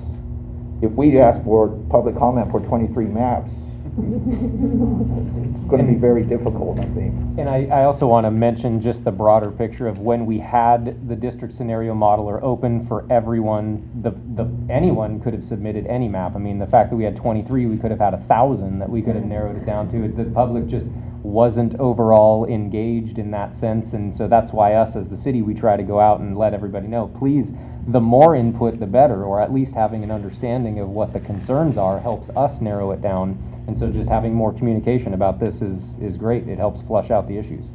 I just want to remind everybody, we're still open for public comment. So if any member of the public, if anyone who hasn't spoken yet would like to have a turn, and then after that we can go to folks that have spoken already.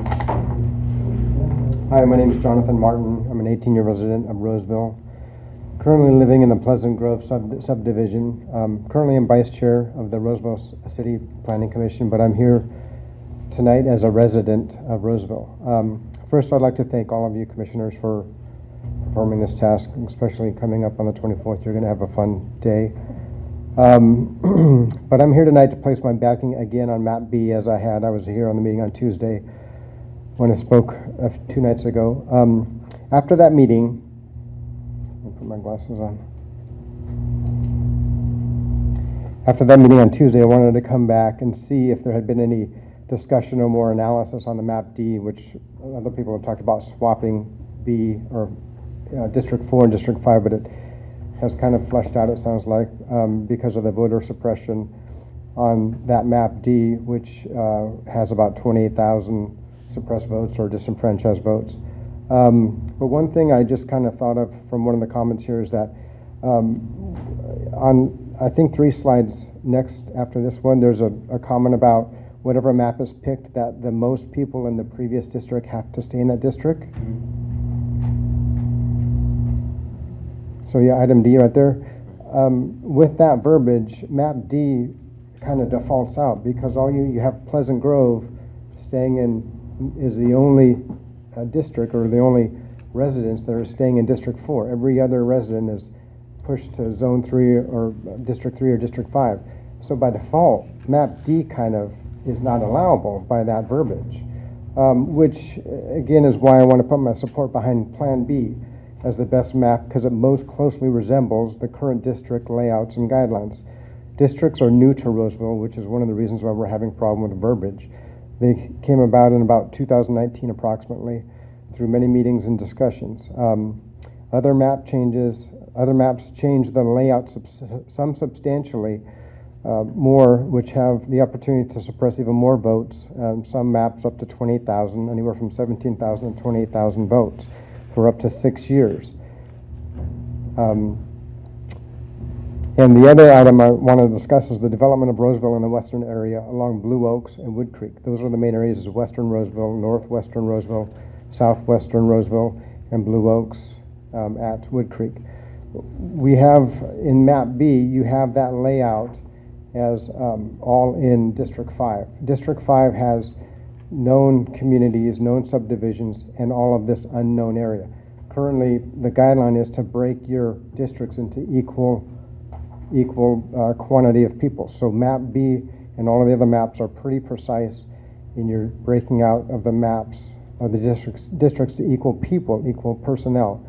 But with map B and some other maps, you have either District 4, District 5 kind of lumping in West Roseville, which has anywhere from 0 residents in some subdivisions to a couple hundred residents, which at 10 years from now are going to have thousands of people in these districts, which is going to lead to the fact that you're going to have those districts, either some maps being District 4 and District 5, or other maps being just District 5, that district will break into either one new district with shoveling every other district differently, or maybe that'll be 2 districts or 3 districts, keeping districts 1 through 4 similar as much as you can to the previous districts, so you're not suppressing votes. So 10 years from now, you have to plan ahead. 10 years from now, if you have 20,000, 30,000, or 10,000 new residents in District 5, you're going to have to break that into a subcategory or a new district, and you're going to have 10,000, 20,000 more votes that are suppressed. You're going to have the problem you're potentially having here of just finding out all of these people who might not vote for 6 years it's going to be exacerbated 10 years from now. So you need to think about that in your future planning of your layout of the maps that you're looking at now. And I believe that map B allows for the smoothest transition to the new district boundaries moving forward, and plans to allow for future new portions of Roseville, possibly through District 5. And so with that, my final thought is for the commission is that if you fail to plan for the future ahead, then your plan's bound to fail. So, and I believe that map B allows for the best plan ahead to move forward. Thanks again for your service. Thank you. I do see about 4 people in the audience who, this might be your first night here, and so you haven't spoken to any others, so please feel welcome to come forward if you like to. Mr. Chairman, thank you. I kind of assume we've drifted into item 5.2. No, we're still officially on 5.1 in terms of the draft maps and Joe's presentation. We'll move into communities of interest and upcoming meetings. Well, I just want to know, I have comments on the map, and I want to know if you want me to give them now or wait. On the maps? On maps. I think we're under discussion of draft good. maps, yeah. Okay, good. Could you put map D as in dog, back I wanted to talk a little bit about neighborhood associations. I think neighborhood associations are a wonderful addition to the community, and I don't take anything away from any neighborhood associations. But simply because you've kept the most neighborhood associations intact doesn't necessarily mean that you've developed the best map. When we're talking about developing districts that have 30,000 people in them, that's a lot more than, you know, a few neighborhood associations. And map, the purple, District 4 on this map, I think is the most egregious example of what happens. On the east end, you've got the fairgrounds. Those neighborhoods were developed before World War II. They were all developed with all the facilities being provided by the city through the general fund, through taxation. At the other end, which is all the way out to Watt Avenue now, you've got development that was annexed. First of all, the property had to be annexed into the city. There was an annexation agreement with the county, so the city doesn't even get 100% of the property tax in that area. And those people have the highest level of additional assessments on their land to pay for the community services they get. And therefore, the level of community services that are provided to people on both ends of District 4 are vastly different.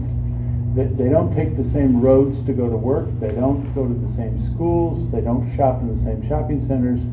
You know, you've got a map that is very good at keeping neighborhood associations together, but it's really poor at assembling districts in which you've got a lot of commonality as to the interests of the people who live within the district. The development occurred in rings from the core going west, and so orienting districts more north-south takes advantage of those rings of development, keeping kind of people with similar circumstances together. And this is a map that orients the districts going east and west, and you know, I think it's the worst of the maps. And then you've got on the east side of the freeway, it's a little bit different. It's interesting that, you know, north of Douglas, you had that lava cap that was really expensive to develop, and so south of Douglas, the development proceeded all the way out to the limits of the city. And then you've got another area north of the core. So north of the core, if you go north on Harding, you've got the old landfill on Berry Street. You've got the electric utility substation that were obstacles to the city growing north until Highway 65 was built and Roseville Parkway was built. And then it finally became economical to develop the land north of Douglas and extending along Roseville Parkway. And so could you put up map B, or excuse me, C. So my preferred map is map C, where you have south of Douglas is one district, and then north of Douglas and along the East Roseville corridor is another district. The core is fairly held together, and then you've got the rest of the city where you're keeping most of the residents that are currently in District 4 continue to be in current District 4, and you're disenfranchising not the fewest. Map B disenfranchises the fewest from being able to vote in the next election, but Map C is second best, and I think does a fairly good job. The disenfranchisement issue, the Sun City folks are the highest propensity voters in the city, and if you take D, E, or F disenfranchises from the vote practically the entire existing population of District 4, including Sun City. You're gonna leave the city with a legacy that's not gonna be good. I mean, people are gonna wonder what the heck happened here for the next 10 years if you do that. And so I would just really urge you to not pick one of those maps, pick one of the others. And now, I got one more thing. The voting is confusing to me. I heard Mr. Mandel say that we were going to vote by, kind of everybody has a secret ballot kind of thing. Not a secret ballot, just for the, Well, yeah, but ballot. so I'm the only guy I know that stood up and said I like map C, right? My second choice is map B.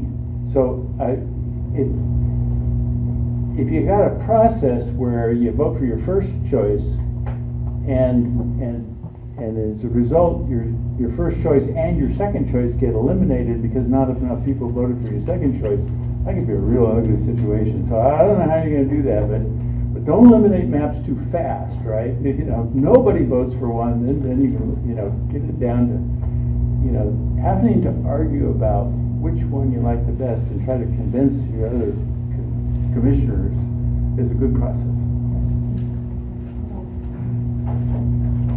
State your name for the record, please.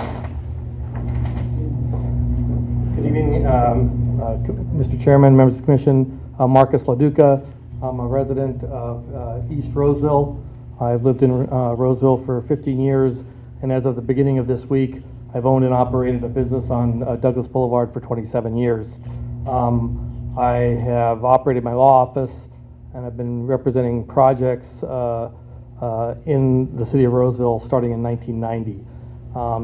In those intervening 32 years, I have represented projects in every planning area of the city but Del Webb and Creekview, including the master developers of Highland Reserve North. I represented the 9 developers in Sierra Vista, the master developer of Amarusa Ranch, and one of the master developers in West Roseville, but again, have done projects all over the city, both residential, non-residential, industrial, recreational, you name it. In terms of looking at the maps before you, I would strongly urge, and I've been poring over them the past few weeks, once you limited the list to 6, I'd strongly urge you to adopt map B for several reasons. And I was trying to scratch out some notes. Again, it preserves 90% of neighborhood associations, as was just mentioned by Einer. Just because you preserve more than that may not necessarily be good depending on how you draw the lines. You have among the lowest of the deviations with this, and it also keeps districts very close to what they currently are. I mentioned Highland Reserve and Highland Reserve North. When that plan was done, it was sort of the first of one of the newer plans in Roseville. It's very unique. A number of the specific plans earlier were largely single-family residential. It was the first plan that had almost a balance between single-family residential, multifamily residential, and regional commercial. Literally 3 freeway interchanges, 300 acres to the south and 150 acres to the north of regional serving commercial uses. So some pretty unique circumstances relative to all the rest of Roseville, even today. Highland Reserve was, again, the first specific plan that used a pretty significant Melrose District and advanced funded infrastructure like freeway interchanges, including what we call the Stanford Ranch Road and Galleria interchange that actually mostly served Rockland at the time. But as that project came forward, and as neighborhood associations started here in the mid-90s, the Highland Reserve Neighborhood Association was always a very, very active neighborhood association, and I've worked with their leadership for quite a period of time on a variety of projects. When I look at the various maps before you, frankly, maps C, D, E, and F carve up Highland Reserve. And again, Highland Reserve and Highland Reserve North have always been seen as sort of part and parcel of the same plan. One was the urban reserve for the first plan, and then it got developed years later, but shared a lot of common characteristics, massive commercial uses, along with a very good mix of multifamily and single-family residential compared to a lot of specific plans which have not had that in Roseville.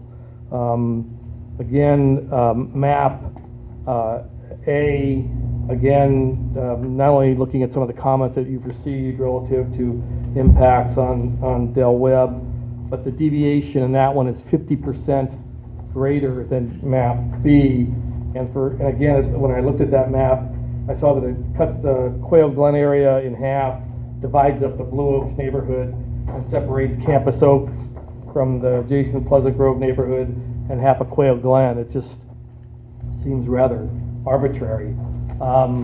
In addition, I've been involved in local government and politics in the greater Sacramento area in Northern California since 1979. I've seen some interesting redistricting efforts of the California legislature, and also places like the city of Sacramento, which during the 80s and then into the 90s had some very difficult redistricting discussions over what they did to one of their neighborhoods that had always been seen as a common neighborhood but got carved up between a couple. It was done for very political reasons and ended up disenfranchising and really weakening the ability of that community to be able to function. And when I look at maps C, D, E, and F, just first blush, just based on my experience, they look like they're very much gerrymandered. They're gerrymandered to serve someone's interest. You don't draw some of those lines without doing so for a reason. And I mean, that was just a first blush. I have not poured into all the details other than what you've published, but that's what those look like to me. The one thing about map B, when I look at that, and again, I've worked all throughout this city for a long time, it keeps East Roseville together, it keeps Central Roseville together, it keeps Highland Reserve and the North Central area together, it keeps North Roseville together, and then West Roseville is in all those newer developing areas, the newest areas that, as Einer just mentioned, have different taxing obligations of their residents relative to other areas of the city. And in terms of looking at things logically from the least radical change to what you have today, but then keeping those communities of interest, which we've seen from planning efforts over decades, that they have been unified planning areas, and they were seen as such, both from their infrastructure and their amenities, but also from how they were planned together with other areas. Map B is the only one that does that. And again, I look at it almost from a land use planning perspective also, not just from some of the characteristics that you're going to be weighing as you make your decisions. But after 32 years, I can tell you, map B makes sense from historical historical Roseville, looking at the various areas have developed and developed over time as unified areas. And I would urge you to adopt map B. Thank you. Any other members from the public?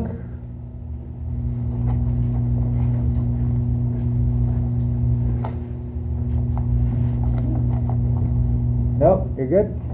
All right, any comments from commissioners before we go ahead and I'll close public comment. Any other comments from commissioners before we move on to 5.2? Yeah, I'd like this to, I can add not just my own comments, but I'd be interested in people's thoughts on the maps after going through public comments. And do we have a general consensus? I know we can't take any actions, but I'd love to also just hear where people are at. Are they open to making adjustments to maps? And then having a line drawing on the 24th. So, you know, we don't waste time making a bunch of adjustments at home, or we don't waste the public's time if people aren't even open to tweaks. So if you'd like to kind of share more what your thoughts are on the maps, if you choose not to, that's fine as well. And Karen, do you mind if we start kind of on your end and work your way over? Yeah. What's that? I don't, is that on your I'm sorry, Paul, what are you asking them of? She asked if, I said after public comment, that commissioners would have an opportunity to talk about some of the things that the public addressed. And then what Julia is asking is if a commissioner would like to share some of their thoughts about the maps, which is agenda item 5.1 and public comment, or if they choose not to, they can do that. We're not voting on anything. We're not deciding anything. It's kind of just taking a pulse. Yeah. So one of them was just general thoughts about maps and public comment, and the other one was general thoughts about whether we stick with one map and decide on the 24th and then 30 days after that, or if we are more inclined to, and again, if anybody wants to address the question first before we begin discussion or have discussion. So this, just so everybody, this. And we can also wait until after each agenda item, and as we do at every meeting, just kind of give you an opportunity to brainstorm if you'd like. All right, you want me to start? I don't think there's any of these maps here that we probably wouldn't want to tweak. And I feel like we could probably, at our meeting on the 24th, initially just remove one or two that we know have the least amount of interest or are too similar to one of the others. I think you know what I'm talking about. But I think all of them are going to need a little bit of tweaking here and there, and we're just going to have to, you know, bounce around ideas, and all of us have probably looked online and played with it and know what we'd like to suggest for some of these maps. But I'd also like to say something else just in general, and not about the maps, but about some of the input that we've gotten. Seems to be some thinly veiled accusations of wrongdoing by this body. And I want to remind everyone that we are an independent body of volunteers.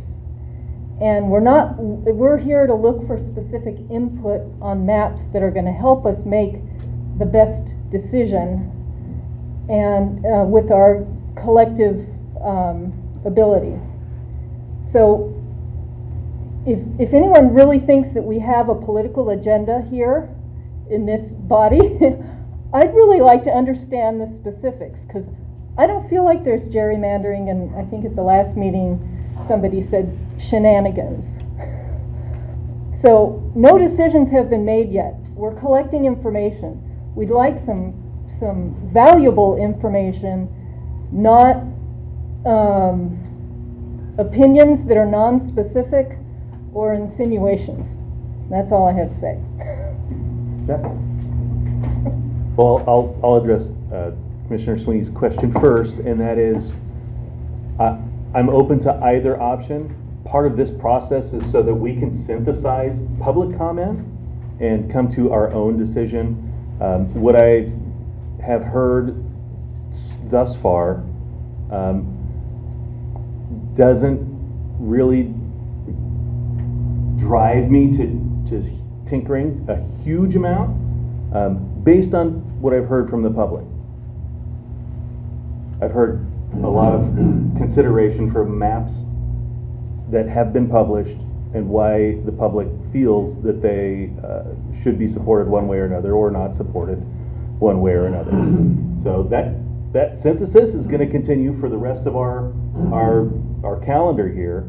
And you know, if it comes down to the 24th and we want to tinker, well, we'll take that as it comes. But at this point, I'm going to continue and sort of withhold, because I want to hear the rest of the story.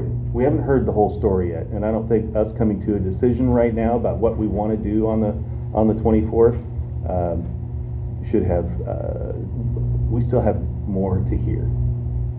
Mary? Well, I'm going to synthesize Karen's and Jeff's. Basically, I do think we're going to want to tweak whatever maps we end up with. We are probably going to, I definitely want to be open to being able to tweak things. But like Jeff said, I'm still listening. I haven't heard everything there. And I'm really interested to see what we hear in the next few meetings too, where we're getting into different areas that we haven't heard much from yet. And that's about all I've got at this point. Yeah, I would say for me, when we had the December 20th meeting, in my mind it was, we're going to pick the maps we think are best, publish them, and get all this feedback. So to your point, Jefferson, to make any kind of determination now doesn't make sense, because we still have 3 more meetings to go.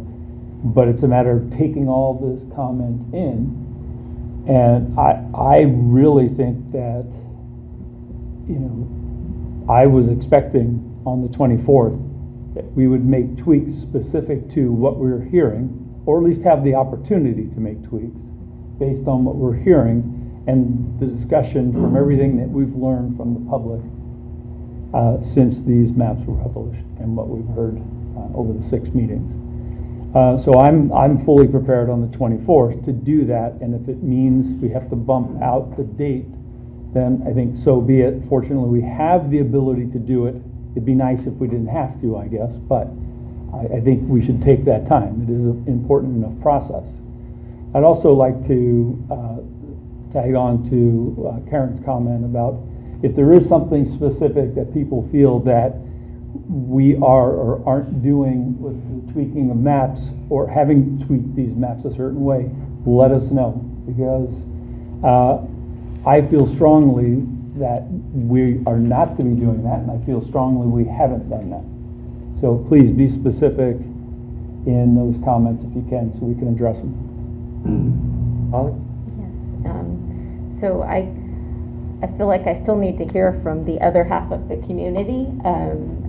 We still have a few more hearings to go before we wrap up. And just in terms of like my own process, what I'm doing is like keeping a log of everything. So the comments that we get by email, I'll take those and kind of summarize them so that I remember exactly what I looked at. And then I'm doing that as well with the comments that we get in person. But I feel like we probably will need to make some tweaks when we get there. That is on the 24th. Awesome.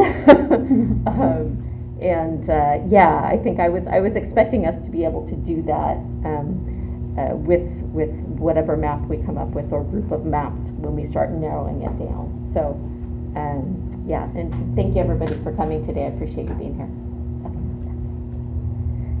Thank you. I just wanted to make sure that I had an understanding after the information we got tonight about, the 24th. I just wanted to make sure it was on record, if we were changing our minds on things, or just so people kind of know for the rest of January what they can expect or where our heads are. So thank you for kind of weighing in about whether you're open to making adjustments if that seems like it's in the best interest of the city.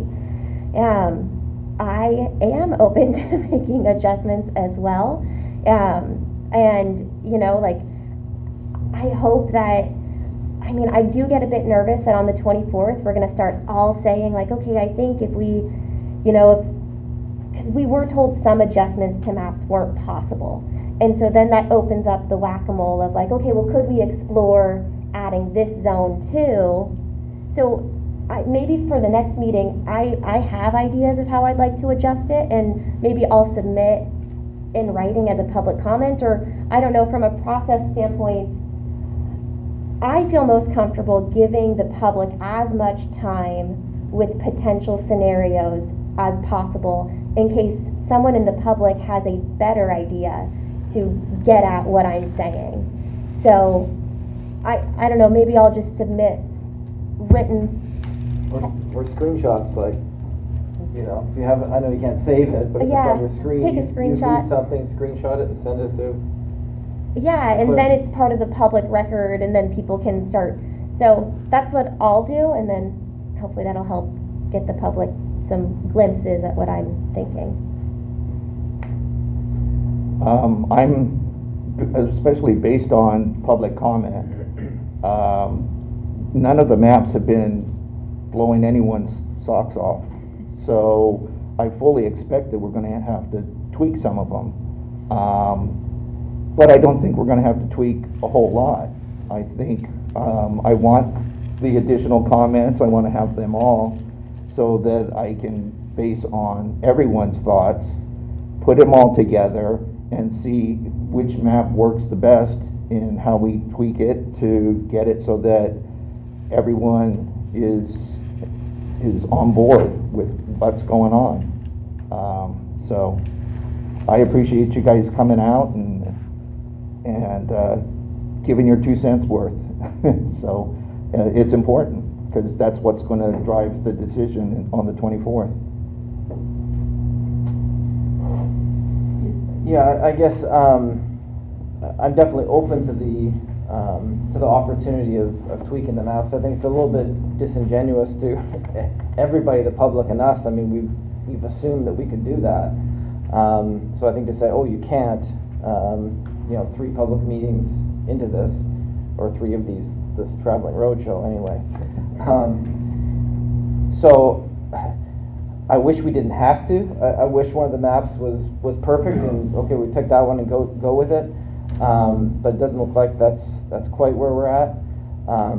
But I will say I'm glad that, you know, 3 of these meetings in, and, you know, from the public and some of our comments, that the changes that we've been talking about seem relatively minor. Like, I'm not hearing from the public or from us that, oh, we got to take, you know, map B and move, you know, 3,000 people from here over to here. It's like one neighborhood association, or clean up an edge, or it's more almost technical, like you were talking about earlier. So yeah, so to answer your question, I'm open to making changes on the 24th. All right, first of all, thank you for offering your thoughts. I think it's healthy for the public to kind of know what's going on in our mind. Also keep in mind there are 2 commissioners that aren't here tonight, and so at future meetings they'll be able to weigh in. And also, we don't get an opportunity to talk to each other, you know, because of Brown Act. This is really the only time we can really know what everyone else is thinking. And I would love to also hear from John and Werner if you have any. I kind of just echo some of the other commissioners' comments. I mean, as far as I don't think there's going to be that much we're going to really have to change. I mean, that's my opinion. I mean, I think that we're going to have to tweak some of them, but I don't think the tweak's going to be major. That's. One other point, maybe that might help get ahead of myself a little bit on the 24th, and maybe someone else already mentioned this. If we're starting with 6, maybe we're, you know, quite easily going to be able to cut that in half, maybe to 3, and then we can sort of focus our tweaks on the 3 rather than tweaks on 6 maps. We'll see if it works out that way, but I don't have to write my note anymore. Thanks, Ryan. Oh, okay. Can we maybe make that an agenda item for Saturday, since it will be in city council? Saturday's already. What's the first meeting we could agendize anything that hasn't already been published? Forget what you said. Like I said, when I left for here, I gave the thumbs up to publish the agenda for Tuesday. No problem. We could theoretically, I mean, you need to give 72 hours of, if it's going to have to be an amended agenda. And so we would have to do that 72 hours in advance. So of the Tuesday meeting, what sort of thing, because the Tuesday meeting is going to be at Martha Riley Library. The Thursday meeting is going to be at the St. John's Episcopal Church. And so what is the type of thing that you are thinking of putting on the agenda for further discussion? What I would like to see, if anybody has any suggestions for an agenda item, send it to Joe or the clerk or even myself, and then we can kind of see where, if it fits in with something that's already on the agenda, and then if we want to make it an action item or not. Yes, and fair warning that if you send something tomorrow, I can't confirm it's going to get done by everybody tomorrow, and then so you look at Saturday, Sunday, and Monday is a holiday, then we're at Tuesday with our meeting again. So in reality, if we can have this, I don't mind having this discussion, but if we can push something literally to the Thursday meeting, that would be the time frame. Well, we'd have Even to. the Thursday meeting, do you have enough time? No. Tuesday, Wednesday, Thursday? So what I would have to do is, Brown Act, this is looking at the Brown Act and how to do this, you would cancel the meeting. Oh, I don't know how this is a sort of thing, but cancel the meeting for Thursday and do a special meeting with 24 hours notice. And I don't know how comfortable anybody feels with a brand new agenda with 24 hours notice with new agenda items that people have never seen or heard about before. Andrew, you brought up the idea of an agenda item. Is there something Yeah, I would specific? like to see if we could get it down so that we could have a vote. The reason I said Saturday is because it would be televised in city council chambers, but it doesn't have to be. What I'm suggesting is that we put an agenda item to narrow the maps down to 3 and then go from there, so that we're not like having to adjust 6 different maps. I definitely don't think we should narrow it down until we've met in all the districts. Agreed. I think it's almost a 24th agenda item, Yeah. right? And Yeah. really what it's doing is 24th it's agenda. outlining within the context of the agenda, and that it may already be that drawn out that way, but what the down select process will look like, and if we're going to allow then tweaks to 1 or more maps to arrive at consensus. And you're I'm saying just trying that to save the 24th. It may just be part of our regular order of business as we arrive at a map, and it's part of that tweaking.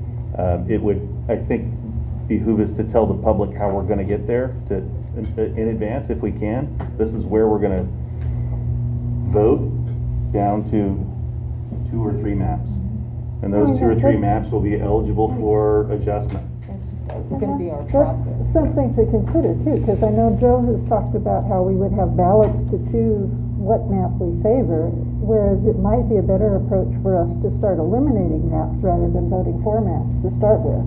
But don't we have to make that an agenda On the item? 24th. So that would be an agenda item for the 24th if we wanted to Yeah. do that. So So then that's the last day, so narrowing it down to 2 or 3 maps doesn't accomplish anything. That's No, only it's just- agenda item 2. Agenda item 3 Oh, is I see. Yeah. tweaking the maps, and then 4 is voting on a map. Or do we have to have that level of detail on the agenda? I mean, it's just the I mean- process of the map selection. right, if I had, select the final map, I think you could do all of that as In well. one item. Yeah. Just to sort of clarify what we think the process will be toward the end is, again, like not a secret ballot in any way. It's going to be, your name is on it and you selected this map. So if we want to go through and have sort of, before we get to the final selection, have a discussion about do we want to narrow it down so we only have a certain number of these? That's perfectly fine too. It will get to a point where, we have a certain number of maps that we're talking about and tweaking, so. Where in the process would there be an opportunity if I was trying to find commonality and kind of bring maps together? So like this district is drawn really well in map X, this district is drawn really well in map Y, and trying to bring those together. What room is there for that in the process if it's just a yes or no with small tweaks, or is that? again, in the original drawing of the maps, with the modeling tool, would have happened then. In narrowing them to 6, we kind of decided that as well. And I think that if we did open it up to try and pull certain districts that look a certain way, the numbers just aren't gonna add up. So- You can do that, you can go on there and do it. Yeah, and I did it, and maybe I'm pulling on the Placer County process, because I don't know if you guys saw how it went with Placer County. Associated us with Placer County. That was a little. But I mean, like, at the end of the day, like, a group of people who submitted maps, me being one of them, came together to try to bring and incorporate parts of the different maps that were positive to make a better map. And so I think that there is a way to bring in some of these bright spots and make adjustments. So, And again, if you want to play with the Send it. tool, because you can still do that. Yeah. And then do screenshots, and we have discussions, and yeah, and so should I do that on Saturday? Because, like, I think I sent you a text, Joe, earlier asking how would I show my, like, things. I owe about 10 people in this room a phone call back before this meeting. Yeah. So I can bring the screenshots and stuff, and just, can that be part of our process, though, if we have, like, I a think just part of our regular discussion. compromise map? I think it's just, yeah, it's just open discussion. I would just say do it sooner than later. Like, if you've got some unicorn map that you think is gonna be perfect and hit on all, I wouldn't save it for the 24th. Yeah, I would say that's get it what out- I think, Get yeah. it out as soon as you can, so we could. Because after tonight, we've completed half of our meetings. So. All right, what I'm hearing is not a whole lot of enthusiasm to have an agenda item prior to January 24th regarding how we vote, how we narrow them down, that we wait until January 4th for that. Does that sound accurate? It sounds like the agenda item will be generic enough that we can just run our process, just not right? prior. You will chair that meeting. Yeah, there And we you go. will drive the conversation. Chair Frank. Thank you. But again, even having said that, being the chair, I see my job as really trying to get as much feedback and have you guys. But to facilitate that process. Definitely. In terms of my thoughts on the maps, again, I've also submitted not only some maps, but also some tweaks to map B in particular, based on public comment.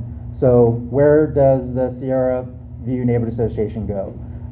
Escaton Village, should that be part of District 4 or District 5? That's a really small spot. Caseburg Neighborhood Association, can we kind of inch up the border, even if it still remains divided in some way? Is it a street? Is it an open space? And then also in terms of Stone Ridge, on map B, you'll see that Stone Ridge is divided into two different districts.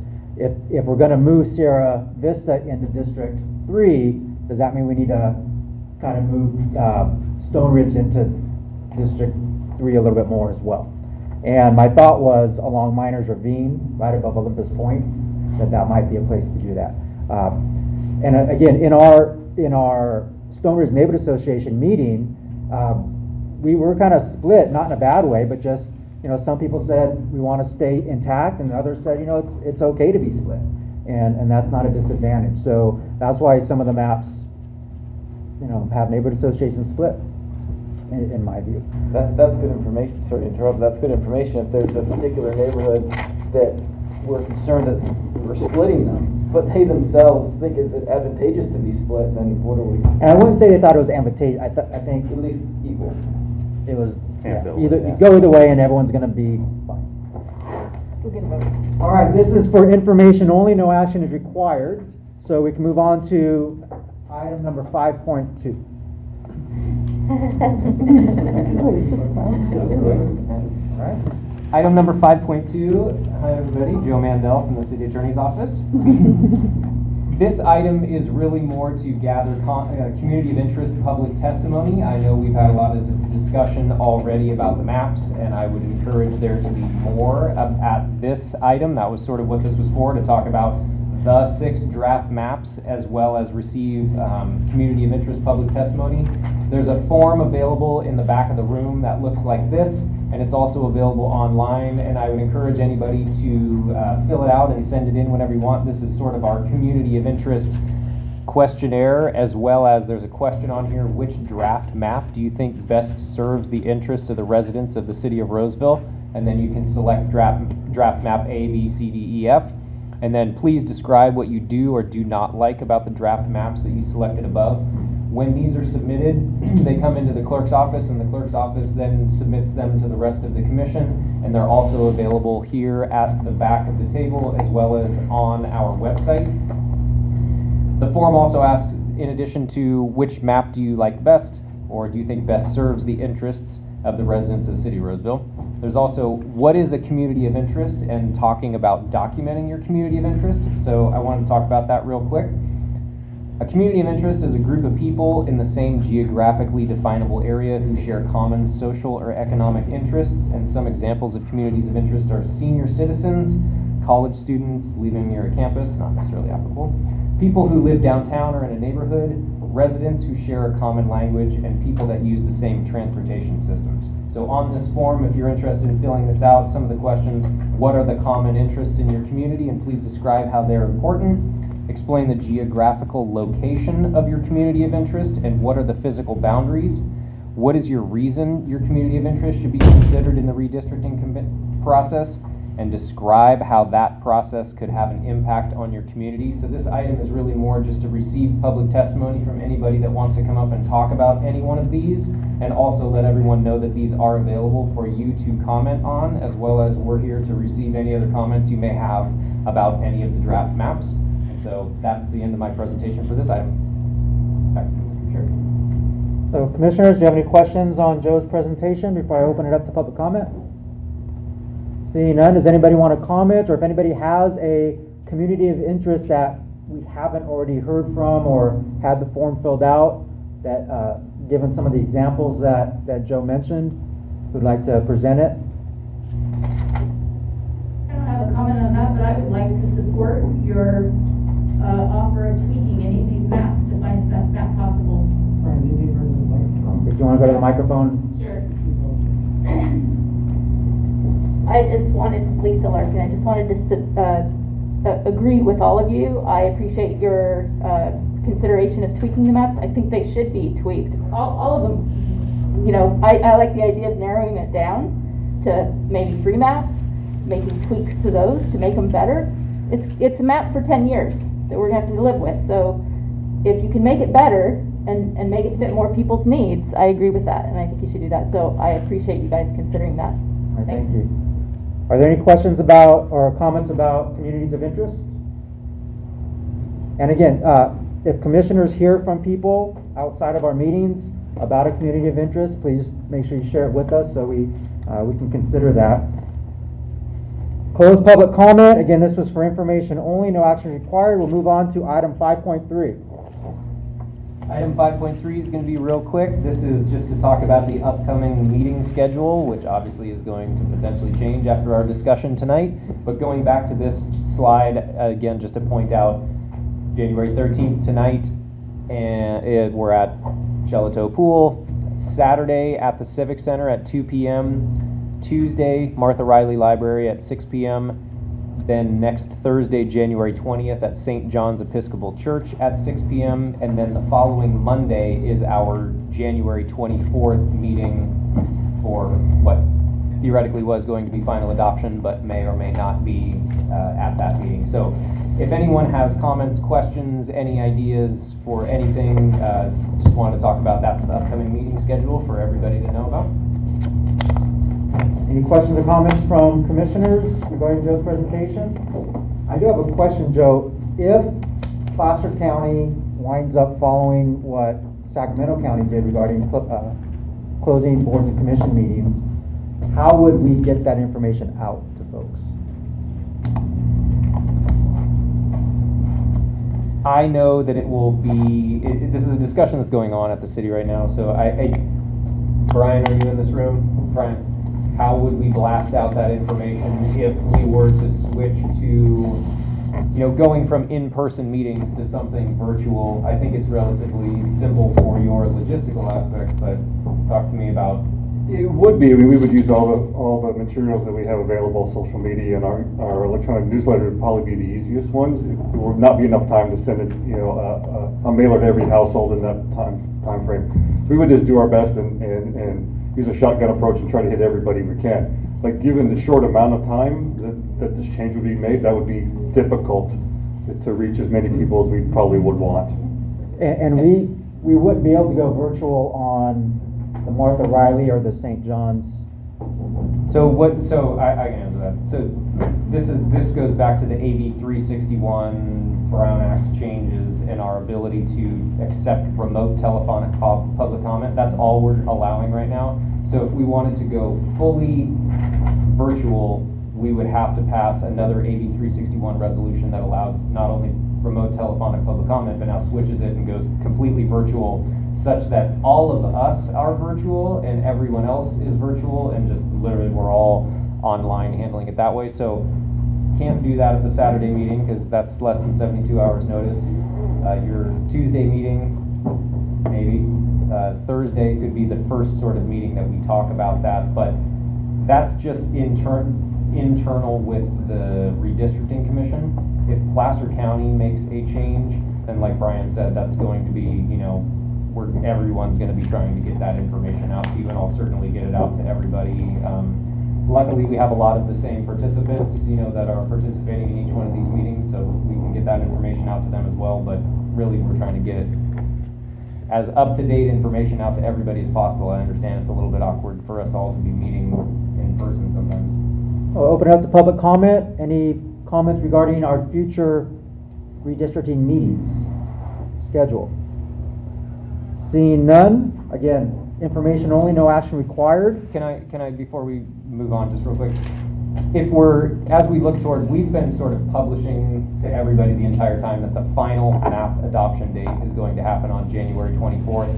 So from a concern about the public getting enough information about when are you guys going to be talking about a final map, or potentially, the January 24th date has been in a lot of people's minds, and so whether that becomes a meeting where we do select a final map, again, it would have to be one of the A through F, or if we tweak it, that is adding additional time onto the process. And so, from are we giving everyone enough time? Are we providing enough notice? Are we meeting all of those, time frames? We're doing well with what we do, and I appreciate everybody being so open to the changes that were brought before you today.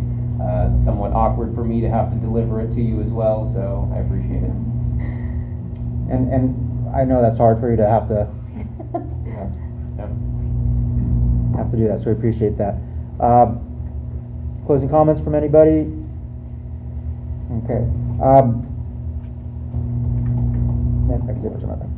All right. Is there a motion to adjourn? So moved. Second? Second.